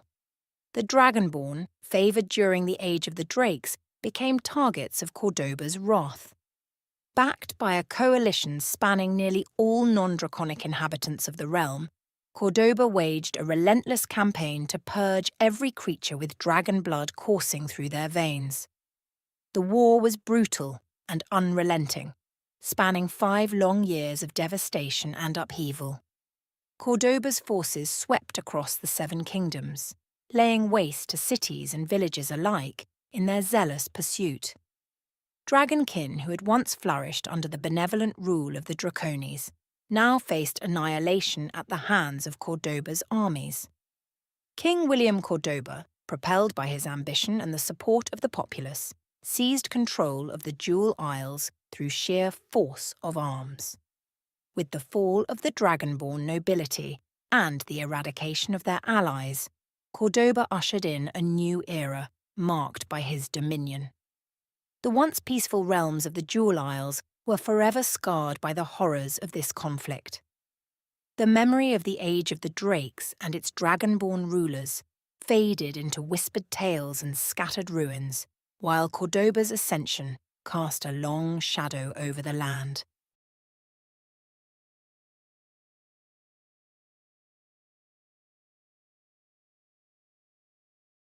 William Cordoba's rule over the 7 kingdoms endured for a century, marked by strict authoritarianism and the suppression of dragon worship. His death from old age passed the throne to his eldest son Henry, who continued his father's iron-fisted governance for another century. During Henry's reign, the realm faced internal strife.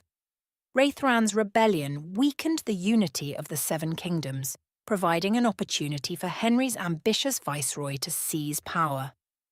The usurpation marked the end of Henry's rule and the beginning of a turbulent era under the new regime. Under Cordoba's legacy, the Diamond Games emerged as a brutal spectacle where kingdoms competed in bloody gladiatorial combat for the entertainment of the king. This vicious display of power served to distract and subdue the populace, reinforcing the authority of the throne through fear and spectacle. Cordoba's disdain for the dragon gods persisted throughout his lineage's rule. He deemed dragon worship an abomination and enforced strict penalties for its practitioners. Those who refused to abandon their faith faced severe punishment.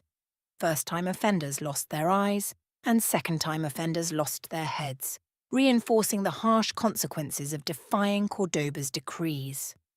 As generations passed, the memory of the age of the Drakes and the once prosperous Dragonborn faded into distant legend. The Jewel Isles bore witness to a new age of oppression and bloodshed under the Cordoba dynasty, where power was maintained through brutality and the subjugation of dissent.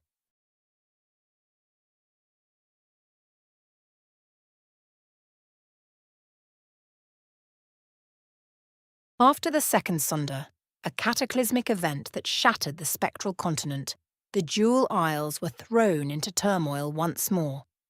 Raithran's rebellion, stemming from the Emerald Grove, sought to challenge the oppressive rule of House Duas over the Sapphire Shores. The rebellion culminated in the complete destruction of the Grove, leaving behind no trace of the once proud island realm. The annihilation of the Emerald Grove was swift and merciless, wiping out its inhabitants and erasing its existence from the realm.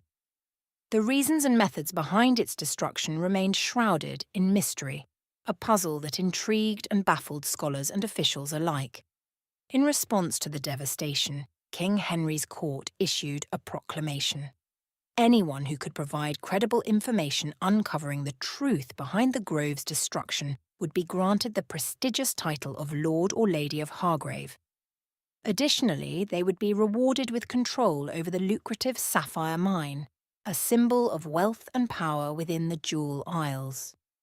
The promise of such riches and status spurred adventurers, scholars and opportunists to scour ancient texts, delve into forgotten ruins, and interview survivors of the rebellion. Each sought to piece together the puzzle of what befell the Emerald Grove and why. The competition for the title of Lord or Lady of Hargrave intensified as rumours and theories circulated, fueling intrigue and ambition across the fractured kingdoms. Meanwhile, amidst the upheaval and uncertainty, the Jewel Isles trembled on the brink of further instability.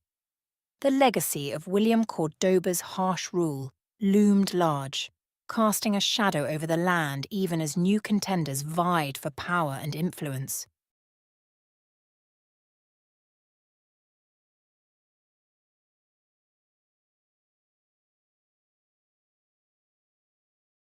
With the Jewel Isles plunged into chaos following Raithran's rebellion and the obliteration of House Duas, the stability of King Henry Cordoba's reign faltered.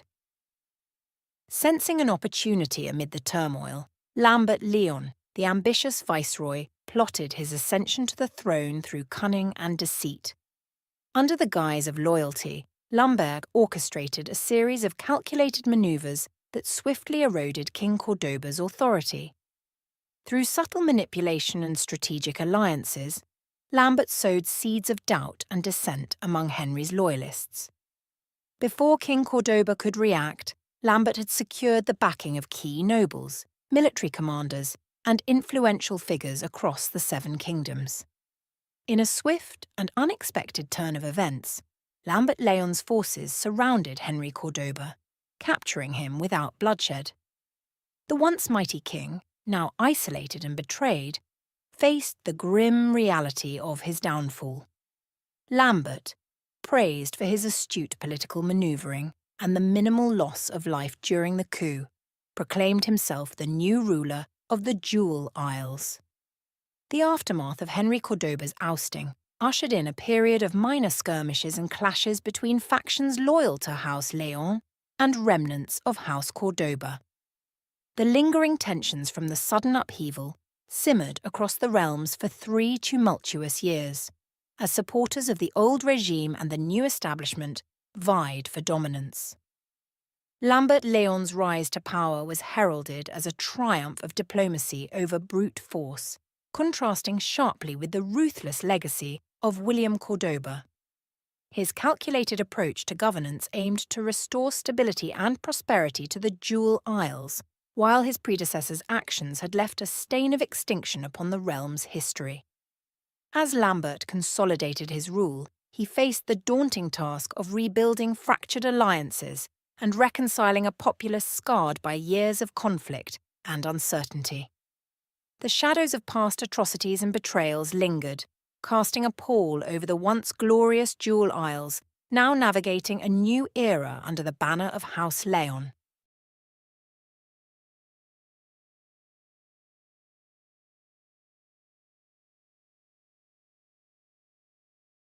House Leon's obsession with dragons became a defining trait of their rule over the Jewel Isles.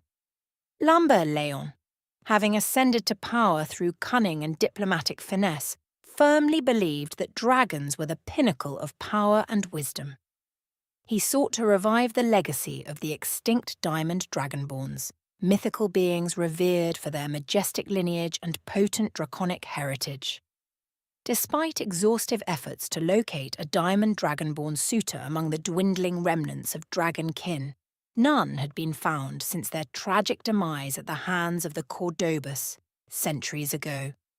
Nevertheless, Lambert decreed that the first in the Leon bloodline who remained unmarried would be wedded to a diamond dragonborn should one ever be discovered. This decree became a symbol of House Leon's determination to reclaim the lost glory of dragons within the Jewel Isles.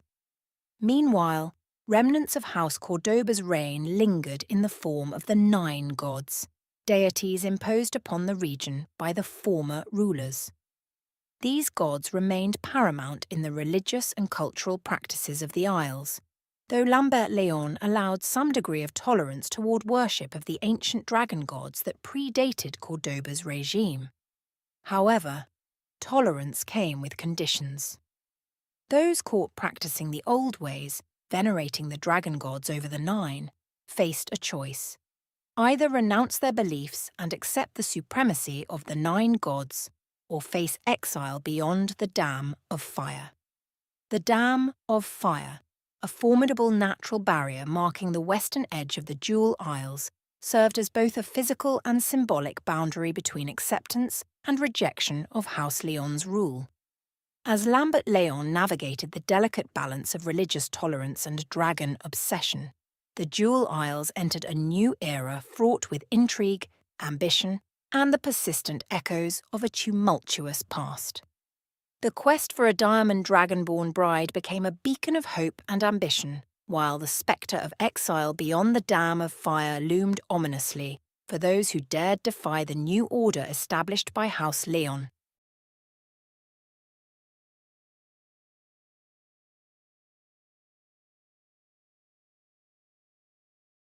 House Duranet's discovery of a diamond dragonborn sent shockwaves through the Jewel Isles, sparking both awe and apprehension. As Lambert Leon, driven by his obsession with dragons and the desire to unite his bloodline with the ancient lineage, eagerly awaited an opportunity to fulfill his decree. House Velanet, pledged to marry their eldest daughter to Lambert's heir, Landulf Leon, found themselves on the brink of a grand alliance. However, tragedy struck swiftly and mercilessly. In a violent storm that raged across the sea, fate intervened with cruel finality. The entire Velanet family perished as their ship succumbed to the unforgiving depths, leaving behind questions and suspicions that echoed through the realm. Amidst whispers of foul play and orchestrated tragedy to fulfill King Lambert's wishes, the Jewel Isles mourned the loss of House Velanet, while grappling with the sudden upheaval of alliances and ambitions. Lambert, undeterred by the shadows cast over the Velanet incident, wasted no time in seizing upon the opportunity fate had presented. In a solemn ceremony tinged with both reverence and controversy, Lambert Leon wedded his son Landulf to the newly discovered diamond dragonborn. The union symbolised not only the culmination of Lambert's quest to restore the legacy of dragons, but also the consolidation of House Leon's power and influence over the fractured kingdoms. Yet, even as celebrations heralded the newfound union, lingering doubts and suspicions continued to haunt the Jewel Isles. The sudden and convenient demise of House Velanet fueled speculation and unrest among the nobility and common folk alike. The fragile peace that Lambert Leon sought to uphold now stood on the precipice of distrust and dissent, as old wounds reopened and new rivalries simmered beneath the surface. As the realm navigated the aftermath of these momentous events, the legacy of dragons and the machinations of power continued to weave a tapestry of ambition and intrigue across the Jewel Isles. A realm filled with chaos, rebellions, destruction, and death. Can it ever be wrangled and brought to peace? What happens next, you may ask? Well, those stories are yet to be told. Join us for Campaign 2 on Potato Place Gaming. Adventures await in the Jewel Isles.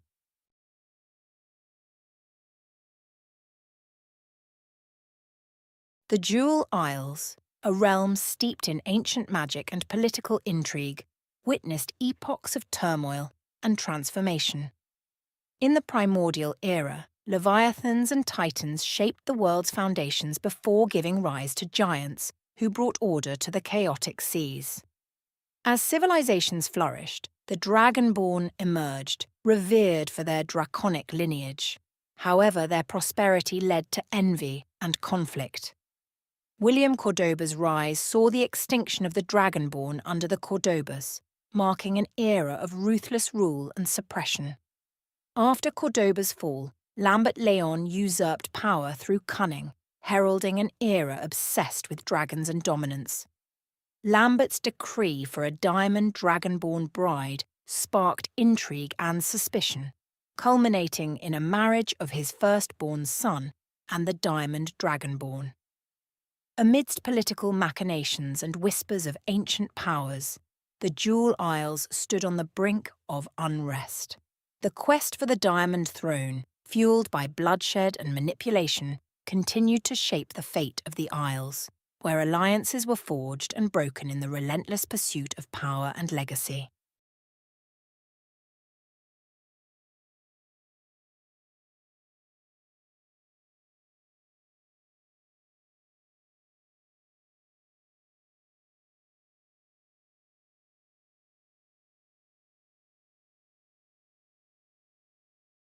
In the distant past, a vast and turbulent sea dominated by ancient leviathans and titans stretched endlessly.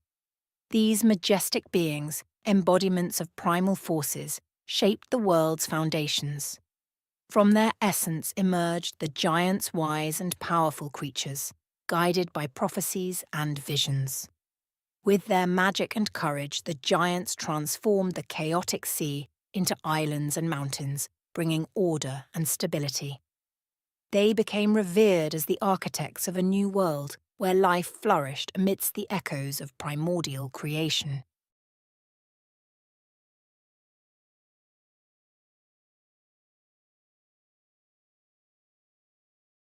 As the giants began to settle into their new domains, conflicts inevitably arose among them and their primordial progenitors. The once unified effort to shape the world splintered into factions vying for dominance over the newly formed lands and seas. What started as disagreements escalated into full-scale war, where titanic battles raged across continents created and destroyed in the throes of their conflict. The war was devastating for both sides. Lands trembled and mountains crumbled under the fury of primordial and giant clashes. Cities and civilizations rose only to be swept away by the tide of battle. Countless lives were lost on both sides as primordials and giants alike fell in the struggle for supremacy. Facing imminent extinction, the giants turned to desperate measures. In their darkest hour, they sought the aid of the dragons' ancient powerful beings born of fire and magic. The dragons, once revered as majestic guardians of the world, reluctantly agreed to join the fray. Their fiery breath and formidable strength turned the tide of battle for a time, pushing back the relentless onslaught of the primordials. However, the cost was high. Many dragons perished in the brutal conflict, their lives sacrificed in the service of the giants' cause. As the war dragged on, the dragons began to question the righteousness of their alliance. The cruelty and ruthlessness of some giants towards both primordial and dragon alike soured the dragons' loyalty. In their anguish and desperation, the dragons turned to their own creators, the elder dragons, ancient beings from realms beyond mortal understanding. These elder dragons, embodiments of cosmic balance and justice, answered the call of their creations. With thunderous roars that shook the heavens and wings that blotted out the sun, the elder dragons descended upon the war-torn lands. The arrival of the elder dragons was cataclysmic. Their wrath was swift and unforgiving, laying waste to both giants and primordials without distinction. In their wake, cities burned, mountains crumbled, and seas boiled. The centuries-old conflict came to an abrupt and brutal end, as the elder dragons reshaped the world once more, restoring a fragile balance to the ravaged lands. When the dust settled, there were no more giants, no more primordials, and only a handful of dragons remained. The once mighty civilizations built by giants lay in ruins, their legacy lost to the annals of history. The world, scarred and forever changed by the folly of war, now bore witness to the power and wrath of those who had shaped its destiny since time immemorial.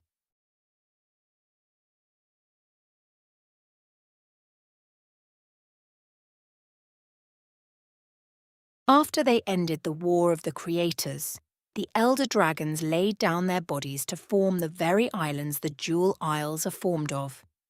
From their bodies and the surviving dragons came dragonkin to settle the newfound lands. After the elder dragons ended the cataclysmic war, they merged with the land, forming the foundation of the Jewel Isles. From the surviving dragons came diverse dragonkin, settling these new lands. Guided by ancient wisdom, they built cities and monuments honouring their ancestors' sacrifice. The dragonkin flourished, forging alliances with creatures of the Isles, cultivating a realm of magic and peace. Dragonheart Grove, where elder dragon spirits resided, became a sacred sanctuary, Amidst the tranquility, life thrived in harmony with echoes of ancient conflict and the enduring legacy of their creators.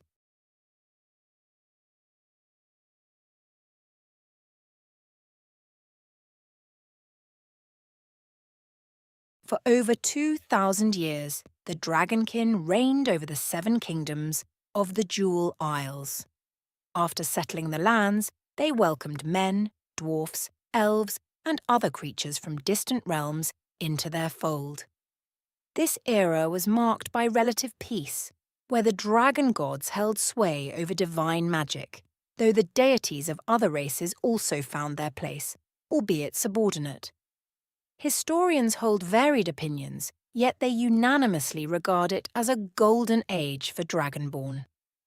The ruling dynasty, known as the Draconis, favoured those with draconic lineage, bestowing lands, titles and wealth upon them.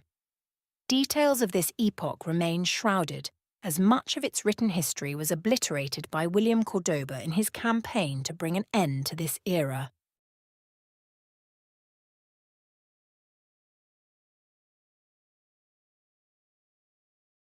William Cordoba, driven by a fervent desire to eradicate dragons and their kin, led a revolution that shook the Jewel Isles to its core. The Dragonborn, favoured during the Age of the Drakes, became targets of Cordoba's wrath. Backed by a coalition spanning nearly all non-draconic inhabitants of the realm, Cordoba waged a relentless campaign to purge every creature with dragon blood coursing through their veins. The war was brutal and unrelenting, spanning 5 long years of devastation and upheaval.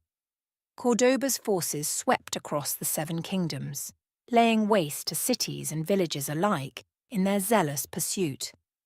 Dragonkin, who had once flourished under the benevolent rule of the Draconis, now faced annihilation at the hands of Cordoba's armies. King William Cordoba, propelled by his ambition and the support of the populace, seized control of the Jewel Isles through sheer force of arms. With the fall of the Dragonborn nobility and the eradication of their allies, Cordoba ushered in a new era marked by his dominion. The once peaceful realms of the Jewel Isles were forever scarred by the horrors of this conflict. The memory of the Age of the Drakes and its Dragonborn rulers faded into whispered tales and scattered ruins, while Cordoba's ascension cast a long shadow over the land.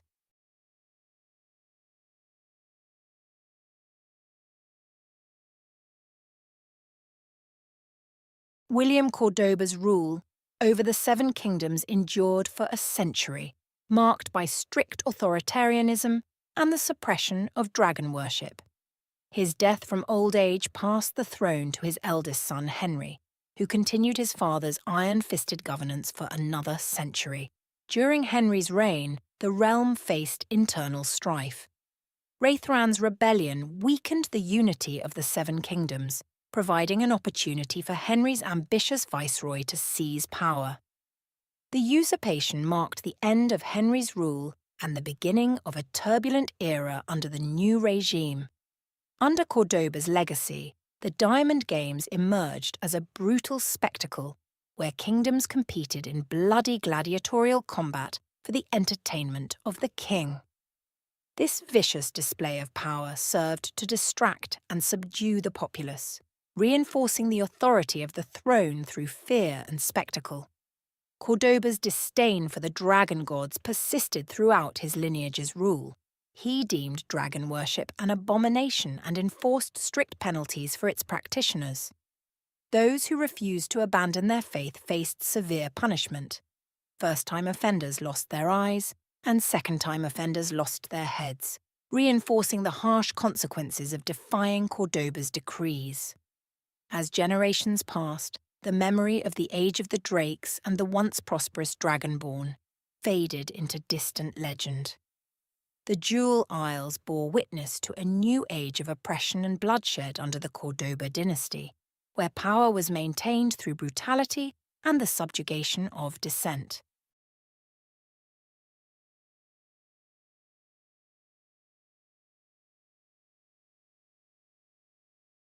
After the Second Sunder, a cataclysmic event that shattered the spectral continent, the Jewel Isles were thrown into turmoil once more. Raithran's rebellion, stemming from the Emerald Grove, sought to challenge the oppressive rule of House Duas over the Sapphire Shores. The rebellion culminated in the complete destruction of the Grove, leaving behind no trace of the once proud island realm. The annihilation of the Emerald Grove was swift and merciless, wiping out its inhabitants and erasing its existence from the realm. The reasons and methods behind its destruction remained shrouded in mystery, a puzzle that intrigued and baffled scholars and officials alike. In response to the devastation, King Henry's court issued a proclamation. Anyone who could provide credible information uncovering the truth behind the Grove's destruction would be granted the prestigious title of Lord or Lady of Hargrave. Additionally, they would be rewarded with control over the lucrative Sapphire Mine, a symbol of wealth and power within the Jewel Isles. The promise of such riches and status spurred adventurers, scholars and opportunists to scour ancient texts, delve into forgotten ruins, and interview survivors of the rebellion. Each sought to piece together the puzzle of what befell the Emerald Grove and why. The competition for the title of Lord or Lady of Hargrave intensified as rumours and theories circulated, fueling intrigue and ambition across the fractured kingdoms. Meanwhile, amidst the upheaval and uncertainty, the Jewel Isles trembled on the brink of further instability. The legacy of William Cordoba's harsh rule loomed large, casting a shadow over the land even as new contenders vied for power and influence.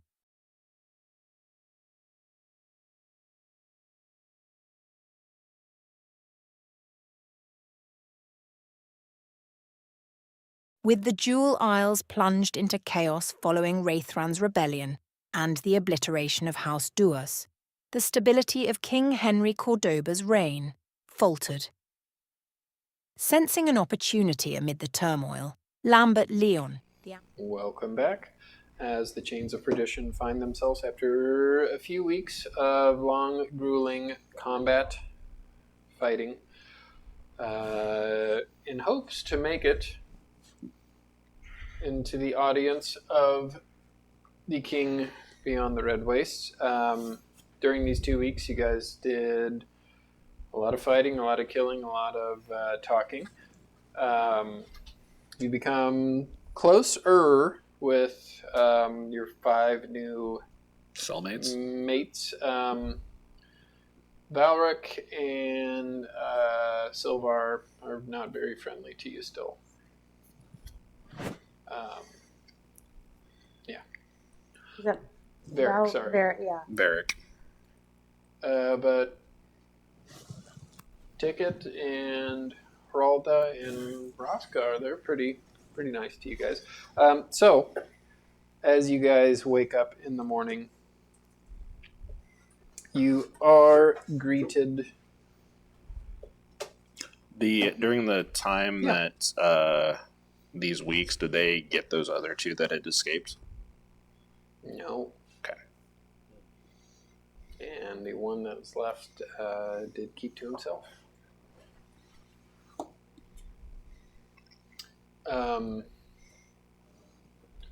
You are met as everybody's kind of gathered into the courtyard of the fight pits. You're met by Inquisitor Nox, who has a smile on her face. With her is a huge guy. He's like built like stone. He has these gauntlets that look like there's like chain wrapped around them, like almost like permanently fused to his arms, like a little bit of Kratos look, but they're more like thick and full. He seems to be of like some position of power. You do still see Captain Harkin is there. He's the one that's been kind of keeping you guys, for lack of a better term, whipped in this thing.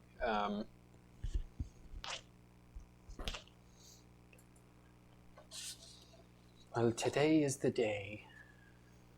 says Inquisitor Knox, that we will have the first of the 3 trials. At the end of these 3 trials, I imagine only a handful of you will survive.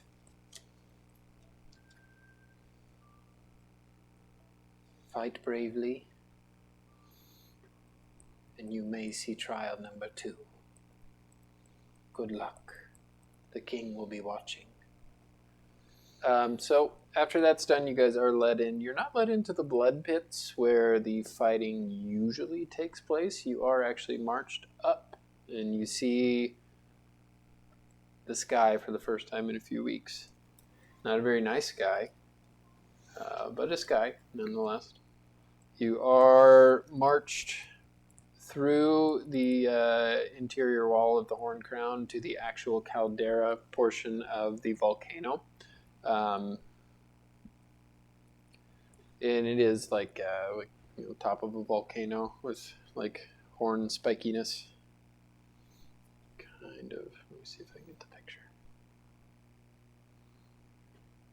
Kind of what the top of the volcano looks like. Okay. I can't send you guys that picture because it has other stuff on it. Oh. Secret. Descriptions and stuff. But when you do walk inside, it is a volcano that does smoke, but like the floor of it is like solid magma. Occasionally you do feel a little bit of like a rumble or something, but there's probably like 400 or 500 of you guys that were led into this battleground. As you do look up on these battlements, there are like watch posts, things like that there are like other like active soldiers watching, people of importance that have somehow made it out of the fight pits, things like that. It's pretty busy, kind of like a Colosseum-esque inside of here. Are you guys doing anything as you're walking there? Any conversations or anything? It's probably a stretch, but have I seen that bird while we're out? Since we're finally out again? Make a perception check. 9. Nope. I guess as we're walking, I'll ask Rolda or Roska if they know who the gauntlet dude is. Oh, yeah.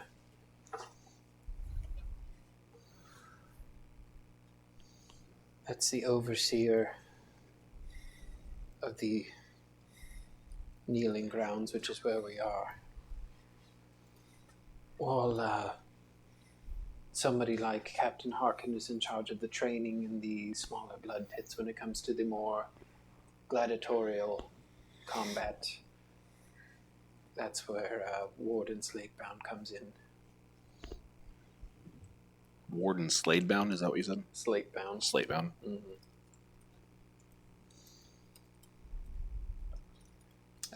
You get that he just kind of controls the movement of the prisoners and gladiators up at the actual trials. It doesn't really have anything to do with the training.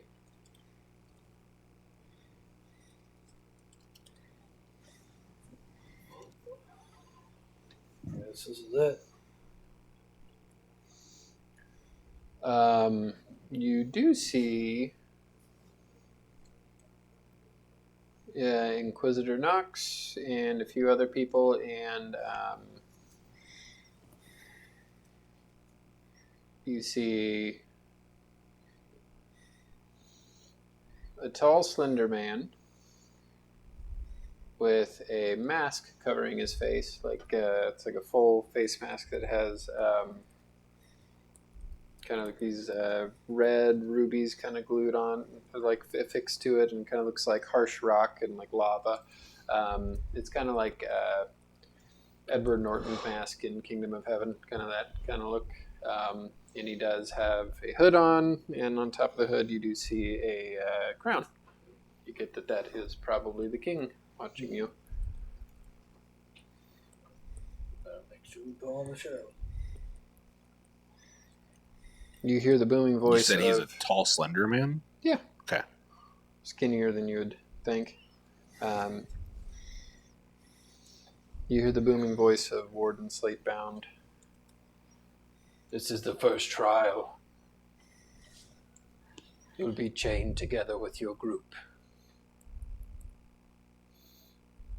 You will fight smaller breach titans. If you vanquish the titan and survive, you will continue on to trial number 2. Good luck. May the king's favor be on your side. So they will come in and they will chain you guys together. There's maybe about 5 feet of slack in between the chains.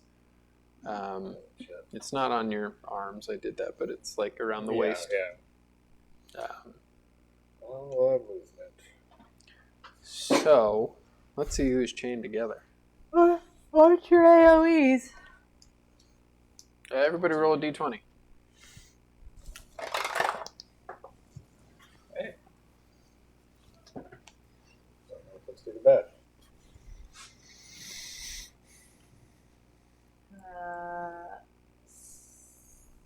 7? I also got a 7. 19.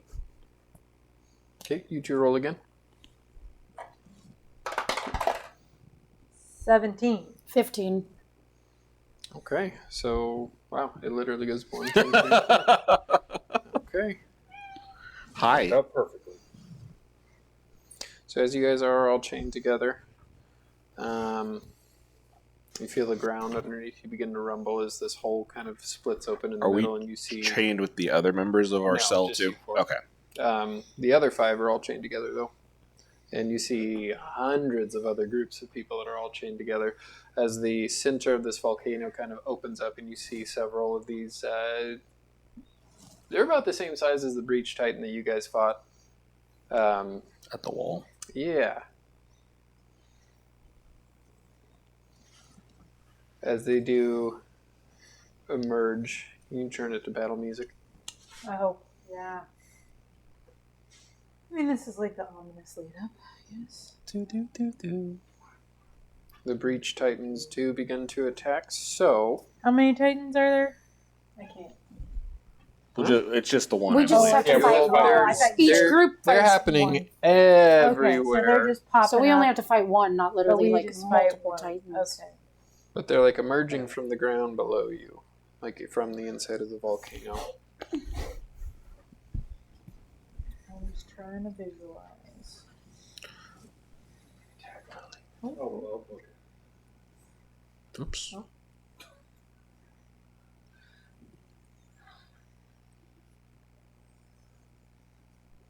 Why can I not search?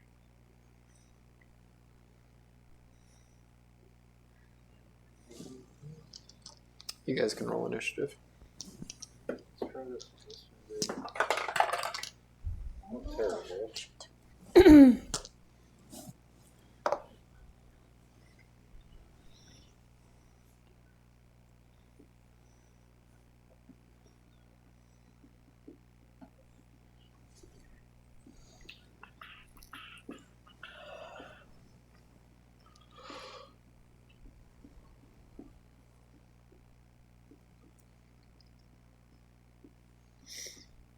Haha, there we go. Sorry, I was looking for my stat block for the Breach Titan.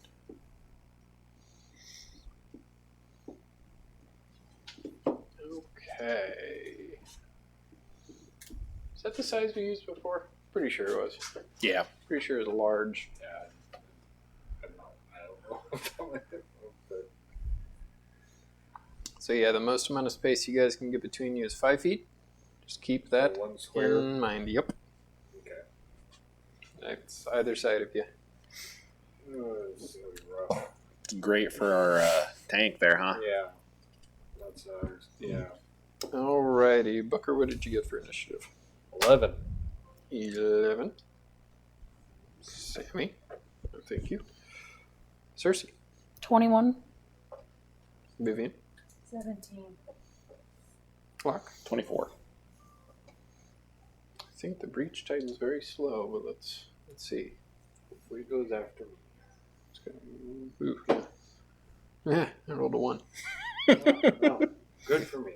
Got a 0 for initiative. Yeah. Same as me. Okay, so as the Breach Titan does emerge, as chaos erupts around you, you see several of these different groups. Some of them in unison begin to charge the Breach Titan. Other ones splinter, and their chains do kind of catch on each other, causing them to trip and fall. You see some of these groups just retreat altogether. Some of them are swallowed immediately by the Breach Titan. Fun. As chaos erupts around you, what are you doing? I'm going to take one step forward because that's all I can do. That way we can try to get our tank a little closer to the Breach Titan. Well, the thing that sucks is that I'm close. Well, granted, Locke is too, but we have two people that are very squishy that are going to be in close range. I'm taking this so seriously, but we're just going to have to, like, slowly... This is gonna hide behind gonna be her. Yeah, I was gonna say, So we'll you're gonna say, have to hide behind for these purposes, I'll do this as an example. So these are two people that are chained together. You can be this far apart, right? And you can be this far apart, but I won't let you do like this. Right. Yeah. Hold the line. Maybe. Yeah, That makes sense. That's just Like, making it goofy It's for just me. gonna I'm suck just- for the. It's I think The- this is not two- supposed to be a complicated, thought-out fight. Yeah. So Got Locke, what we if you got. wanted to, you could get right there. That's still within reason. Just FYI, if you wanted to, you don't have to though. No, I think I'm good with what I did. Yeah.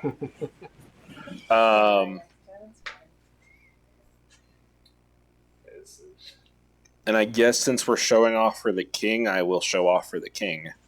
Are you not entertained? So instead, it'll look like I'm going for the regular dagger that they've been accustomed to me using, not these three because they know. But I will go ahead and flick out a psychic dagger and throw it at the Breach Titan. Okay. And miss. And then bonus action, I will follow that up with another flick of a psychic dagger. Does a mod 20 hit? Yes.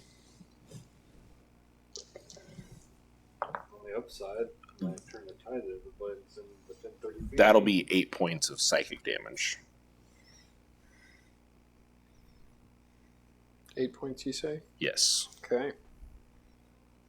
And then that will be it for Nate's turn.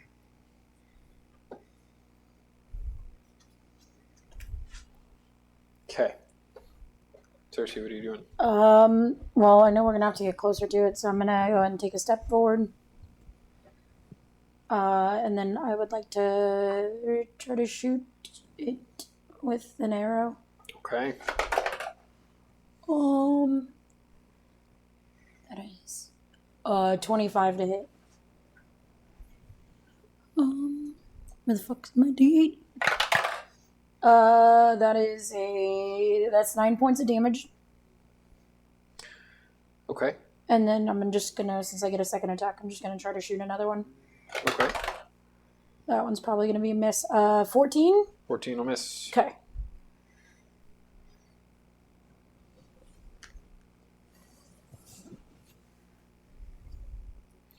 Make a perception check as you do that. Or what's your passive perception? My passive is 15. Yeah, so you notice that your arrows aren't doing as much damage as you think that they should. Son of a bitch! Okay. Who are you whispering Nikki's name for? Cam. Oh. You Oh, might yeah. want to. That's why I was You going to might start wanna- with it. But You might want to turn the hey, top light it's off. okay right now. You can see everybody. Okay. Yeah. Just making sure. I mean, Alexa, turn off the game room. Yeah. Just need to not have that on. Would I? No. So it just looks like my normal arrows aren't doing shit to it. Yeah, it looks like you're shooting. Into a brick It's like, wall. yeah, it's like you're trying to stab a brick wall. I mean, I had to do something. They're still doing some damage. yeah. I mean, I've got it. Damage is damage, guys, even if it's only like 3 points of damage. It's not immune to your arrows. Yeah. It's all I can do from this far away. I have bleed. We'll get there eventually. We'll get there slow and steady. That's it for me, though.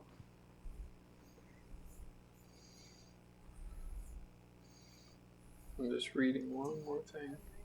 Oh yeah, I got an extra. Okay. Vivian, what are you doing? I'm gonna see if fire affects it. So I will say you do remember fighting this thing at first, and it did like burst out magma at you guys a few times.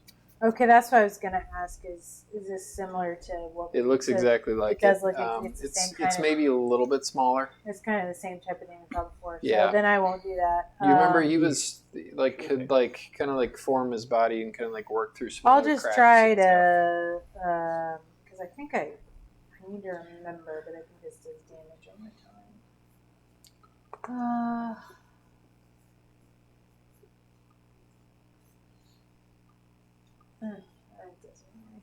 I'm going to try to mind spike it. He needs to make a wisdom saving throw. I think it'll fail regardless, because I think this thing has a really bad wisdom. Let's see. 5. That fails. Okay. It's a fail if I've ever heard one. What are you talking about? It's the wisest rocket.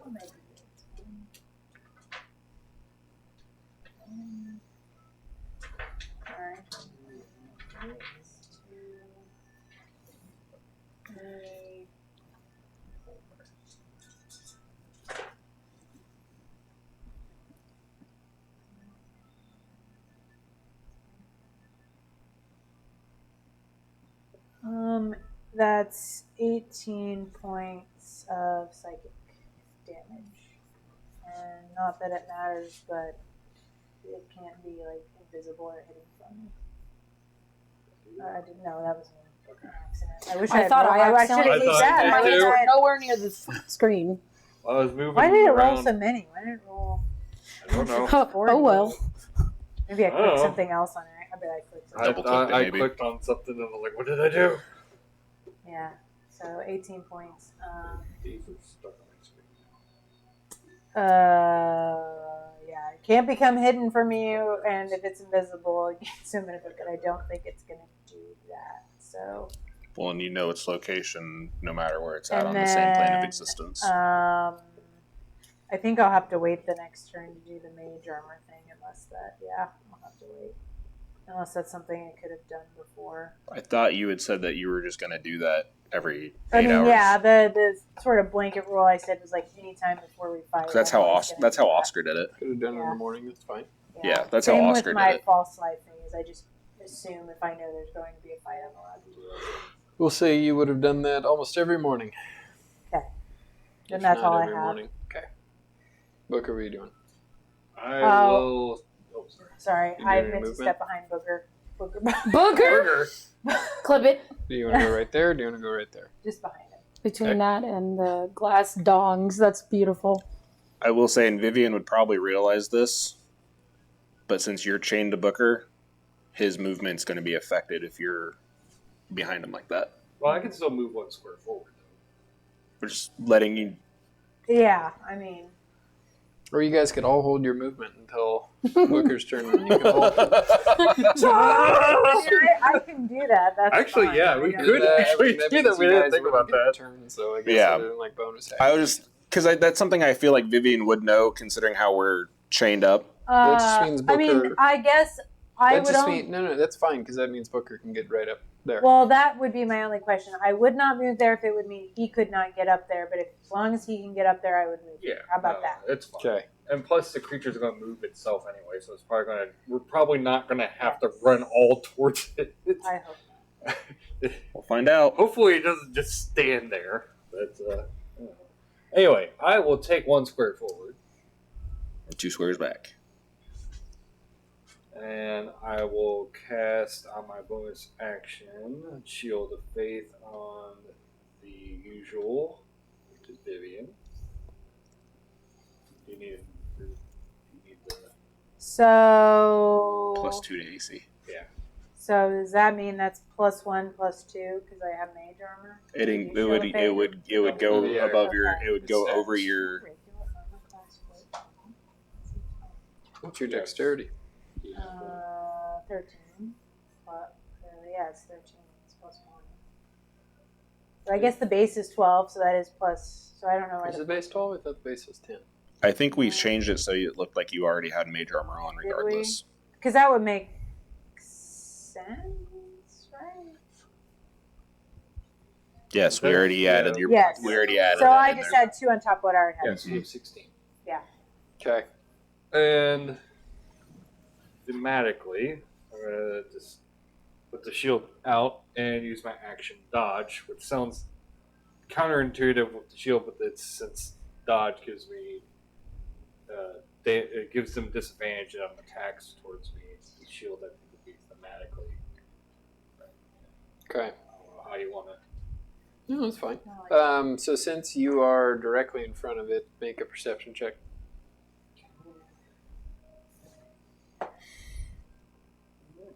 Keep using this die. Alright. 17.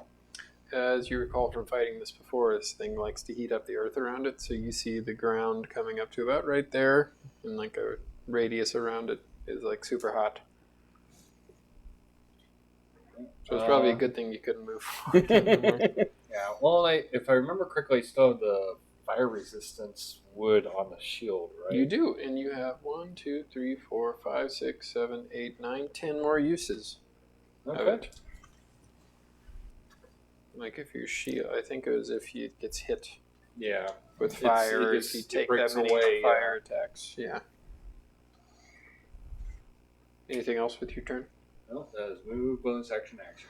All right, so we get to the breach titan, who will slowly lurch its way forward. good, he's meeting us to halfway. you. Can he meet you halfway? Yeah, he's gonna do his magma burst. So you'll see him raise up his hands and slam it down on the ground, releasing a burst of molten lava energy around you. All creatures within 15 feet must make dexterity saving throws. 10, 15, so that is Vivian. Yep, that's everyone. Yeah.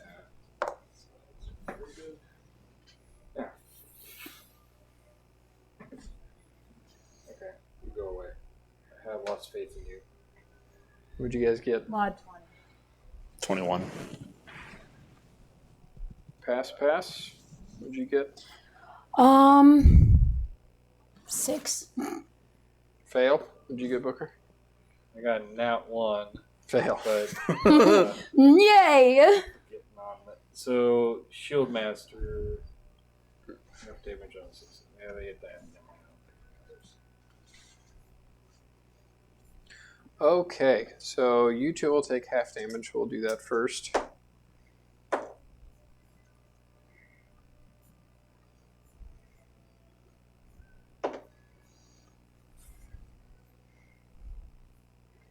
It's 11 points of fire damage total, so half. We can do 5 for you guys. You guys take 11 points, and you are knocked prone. Fuck.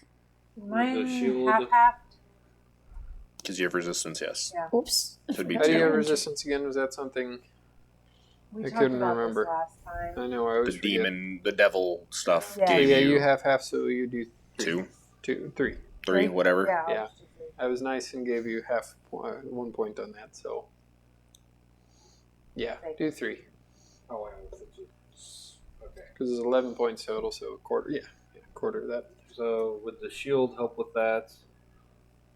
No, not with the dodge, unless the dodge action helps you do something with. Well, he gets the fire resistance, right? If he gets hit with that. You do, yeah. Mm-hmm. And then, So that's 1 charge of your fire resistance, so that's half. And then. So 5, but you still are knocked prone. Oh, right. And if I'm reading this correctly, with the Shield Master Evasion, if you're subject to effect that allows you to make a dexterity saving throw, you only take half damage. You can use your reaction to take new damage if you succeed on the saving throw, which I failed. You didn't succeed, so it So it doesn't still matter. takes half, so it would be half and half, right? Why would it be half? I got the Shield Master. Baby. So Shield Master. So you get half damage from the fire resistance. Right. If you would have succeeded, you could have made it 0 damage with a reaction. Right. It doesn't say half damage on a fail. Okay. Yeah, since you failed, if you would have passed, though, it would have been 0. Okay. Your shield still got hit either way, so that's one of its bits gone. Still got 9, though. It's pretty good. Yeah, so the Shield Master Evasion specifically says to make a dexterity saving throw. Oh, it does say. That's what I was saying. If I'm okay, so he does right, take half damage on dex saves. Because it's a little worded a little weird, so I wasn't sure if that was if right you or use not. your reaction. Okay, so that makes sense. So you do, what do we have you take, Vivian? 3? 3. Yeah, you can do 3 also. Okay. Like I said, I wanted to confirm that, because I was like, it reads really weird, so I wasn't sure. I'm reading it a second time just to make sure.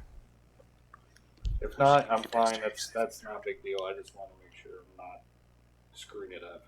No, it would only be the half damage, John. It'd be the 5. Because it says, if you are subjected to an effect that allows you to make a dexterity saving throw to take only half damage, to the end of the statement, you can use your action to take no damage if you succeed on the saving throw. Yeah. So if you succeed. So it's bad. Okay. If he succeeded on the saving throw, he could take no damage. I take 5 damage. You would take the initial half damage for the fire resistance. Like I said, I wanted to make sure that I was reading it correctly. That's why I was. The comma is the big thing on that one. Because I was like, I don't know if I'm reading this right. Either way, you're on the ground. Oh yeah. No, I'm sorry. I apologize. That's yeah.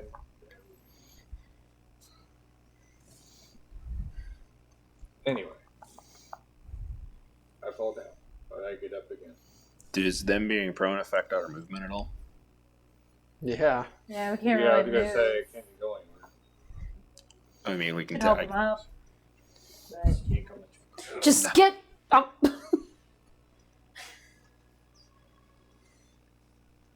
Okay.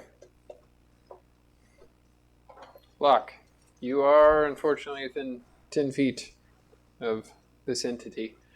At the heated ground, you do take some fire damage, unless you have something that helps you not take fire damage.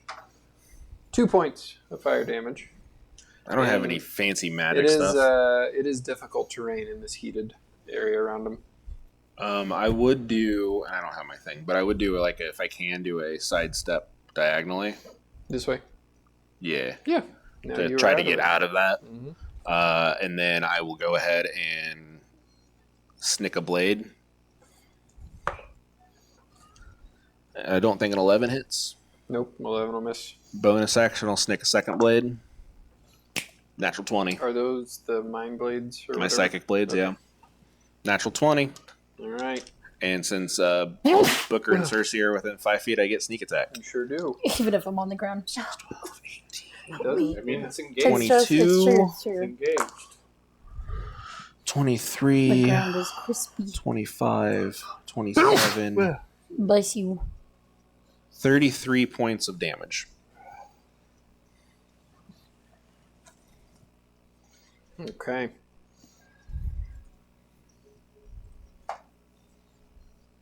Oh, plus 5. So 38. I forgot to Okay. add my plus 5 to that.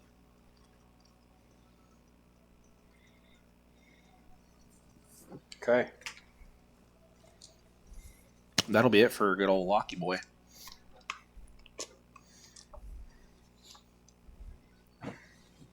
Let's see, you weren't within 10 feet of it. It wasn't a melee attack. Okay, we're good. Cersei, what are you doing? As this primordial smaller titan stands over you. I gotta get up. As it begins to kind of raise its fist to slam into you. You stand up. Yeah, So I gotta it's get up. half of your movement, and it is also difficult terrain. Um, So I think you have 10 more feet of movement. can you spin it so I can see? And we're within 10 feet of it. You're right next to it. Oh, I'm right up on it. Okay. Mhm. I'm gonna pull out my scimitar, and I guess I'm gonna try to attack it.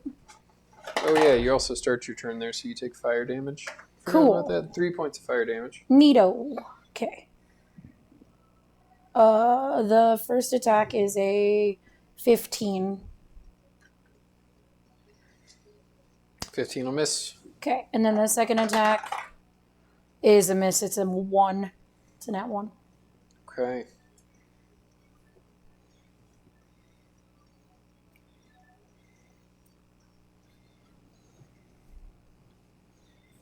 Now, this is another rule thing. It says any creature that hits the Titan with a melee attack within 5 feet.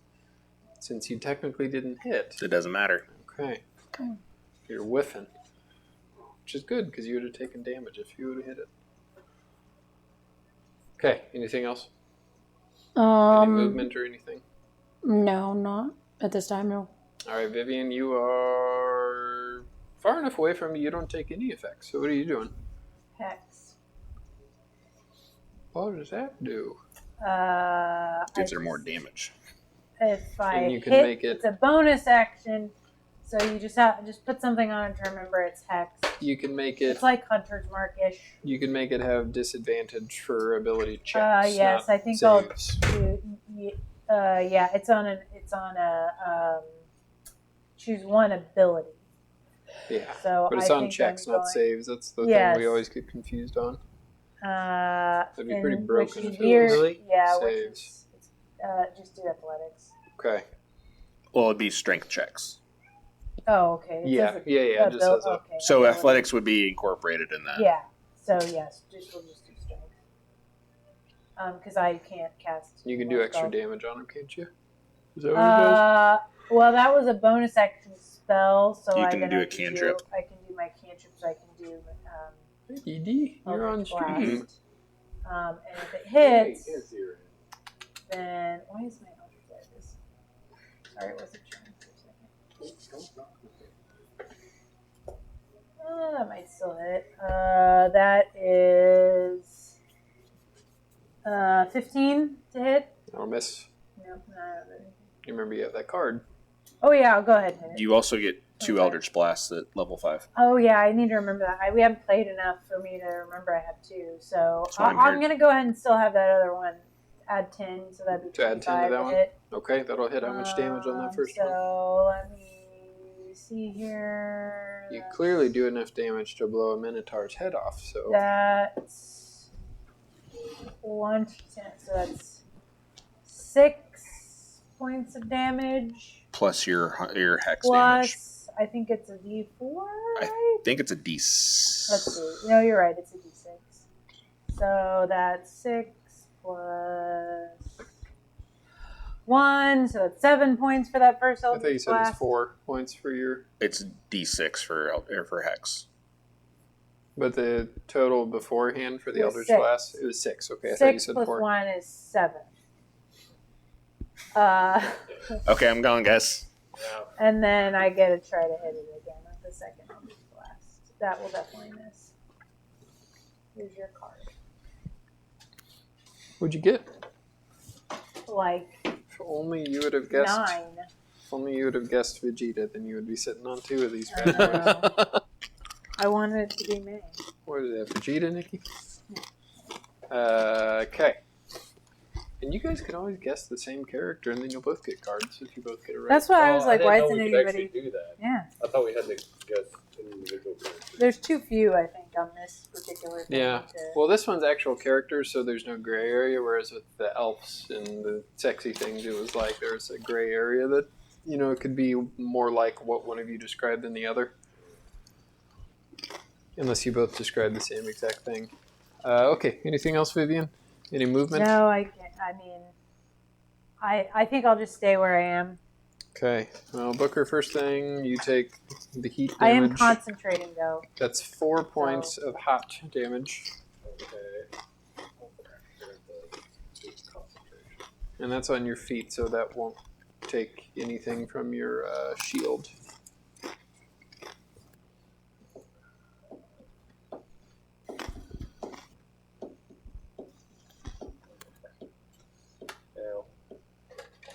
Shield of Faith is down. Okay. That was I didn't so I'll stand up. I get nothing. Channel Chumbawamba. Yep. And let's see. I remember. It's okay. We need it. Alright. I will do attacks on this guy.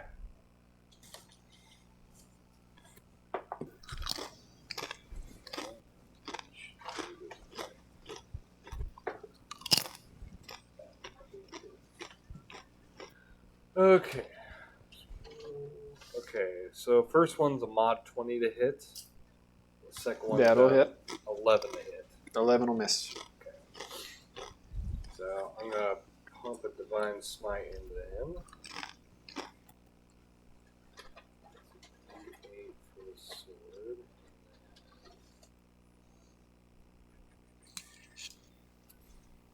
Two D8 for radiant damage. It's the second round of combat. Okay.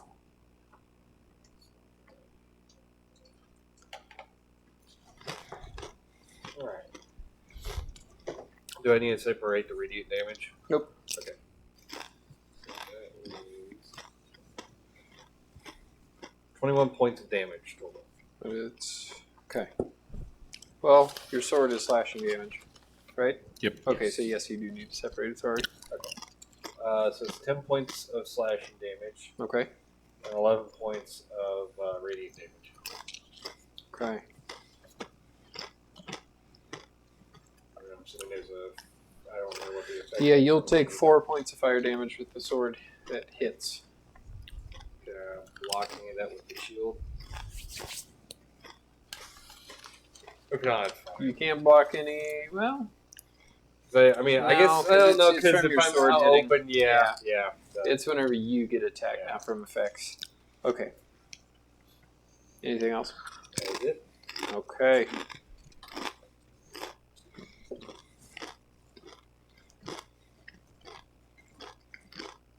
Oh wait, we got to see if he can get his slam back. His magma burst. He does not. So he's just going to make 2 slam attacks, and he's going to do it. 1 to you, Booker. 1 to Cersei. Okay. That will hit. That's a 25. Okay.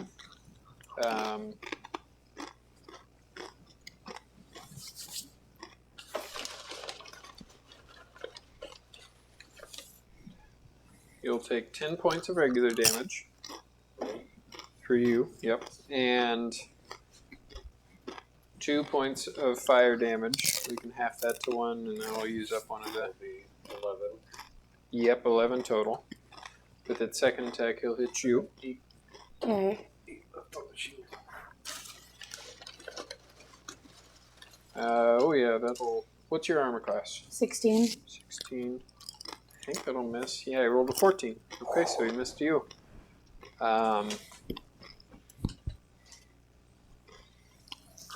Yeah, that's what he's got. Locke, what are you doing? I'm going to throw a purple dagger at him again. All right.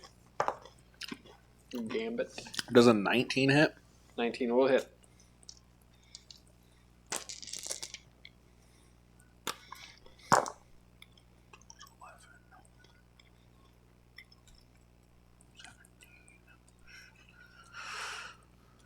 $23 points of psychic damage. That's a lot of damage. Sneak attack, maybe. And then on the second one with my bonus action, that will be a 23 to hit. For 9 points of psychic damage. And with that second dagger, you slice it and its entire body falls apart and slumps back into the ether. You killed it. Sneak attacks were nuts.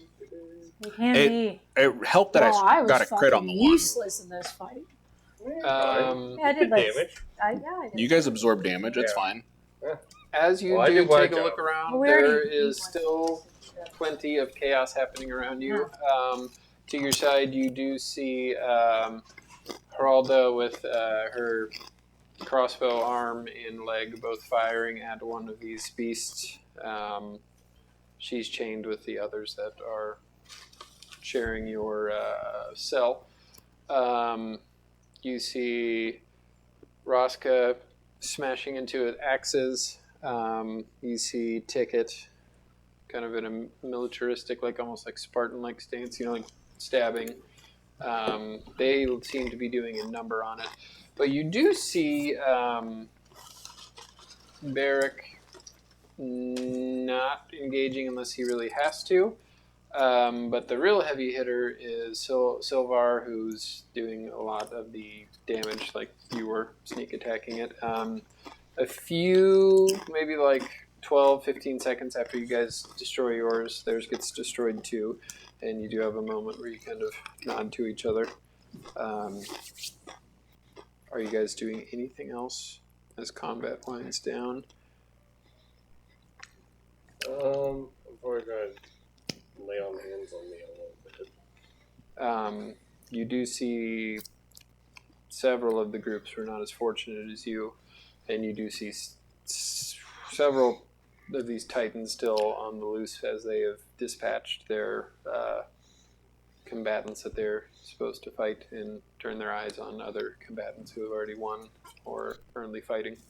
You need to fight the other ones?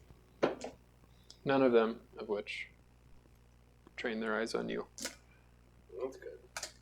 I would, since we were kind of letting loose with our fun stuff on this one, I suppose I don't know if we'd be doing some of that during training.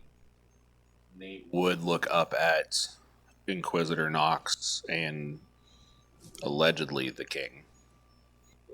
Are you not entertained? I've been waiting for that. I want to kind of see how focused they were on the different groups. And if they perception check. If they liked what they saw. That's a 14. Oh yeah, they seem to be, watching intently. No, you really can't read too much on their faces. You definitely can't read much on the king's face. He's got a mask on. Like that.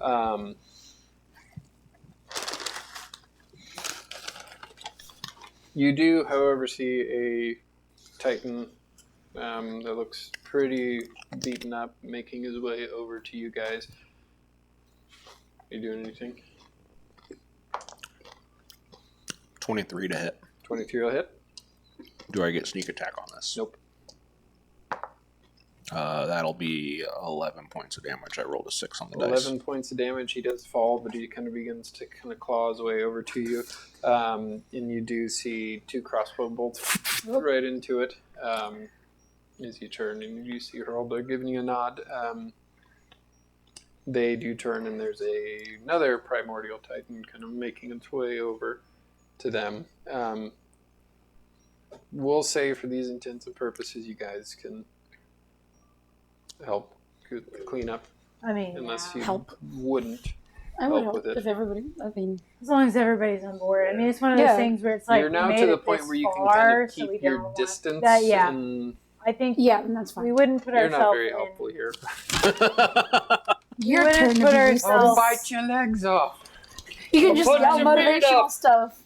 We wouldn't put ourselves in untoward. A little danger. more to the right. Okay. Don't engage unless we But have I to. can also fire. from Everybody very far roll a away. d20 for me to see how the rest of this goes. We'll just kind of abridge this. 9. 9, 15. 15. 9. 17. What is Um, going on? What the hell is So even? What the hell is through the even rest that? of the fights, you two do end up taking 3 more points of damage each, Okay. just from like other Heat. stuff. You rolled a 10 or lower. Sorry. That's okay. That's it's only okay. my temporary. But as this combat does end, I think we're going to end the session there, Okay. and we'll pick up with trial number 2 in 2 weeks. Woohoo. Yeah. in 2 weeks. 2 weeks. 2 weeks. You got a buddy, Nikki? Yeah, I've got a buddy. One the calendar. Thank you, everybody who tuned in tonight. As always, we're playing for Extra Life. Give Back Game On. Donation link down below. Thank you again, Andreas Fantastical Filaments. He does a lot of the miniatures that we use in these games. Thank you, Julian at Astral Grave. He did the Potato Place Gaming logo, as well as our Chains of Perdition character art. Coming up next week, Nikki at Night on Tuesday. Retroactive on Wednesday. Damn, I'm good. Random streams here and there. Random streams whenever we feel like it, outside of our normal scheduled stuff. Follow on TikTok if you'd like to see cosplay. Yeah, Got some we've been fun doing our cosplay first stuff live on. build stream. You can visit our Linktree, Talking linktree.tree/Potato about Place all Gaming. sorts of things on there, from cosplay to Dazakstan to Archie Manning. Yeah. If you have Amazon Prime, you get one free Twitch subscription each and every month. We could use that. It helps us do the fun stuff. Follow us on YouTube, follow us on Twitch, follow us on TikTok, follow us on Instagram, potatoplacegaming.com. There you can get to all of that stuff. The link tree, I believe, is on there now too, so we can get all of that. If not, all of the socials that we use are on there. You can get to our shop as well. 10% of everything we sell in the shop also goes into our Extra Life fundraising efforts. I don't think I got much more else, unless you guys got something. Send them to Dazakstan 2-3 years and forget. Peace. See ya. Bye.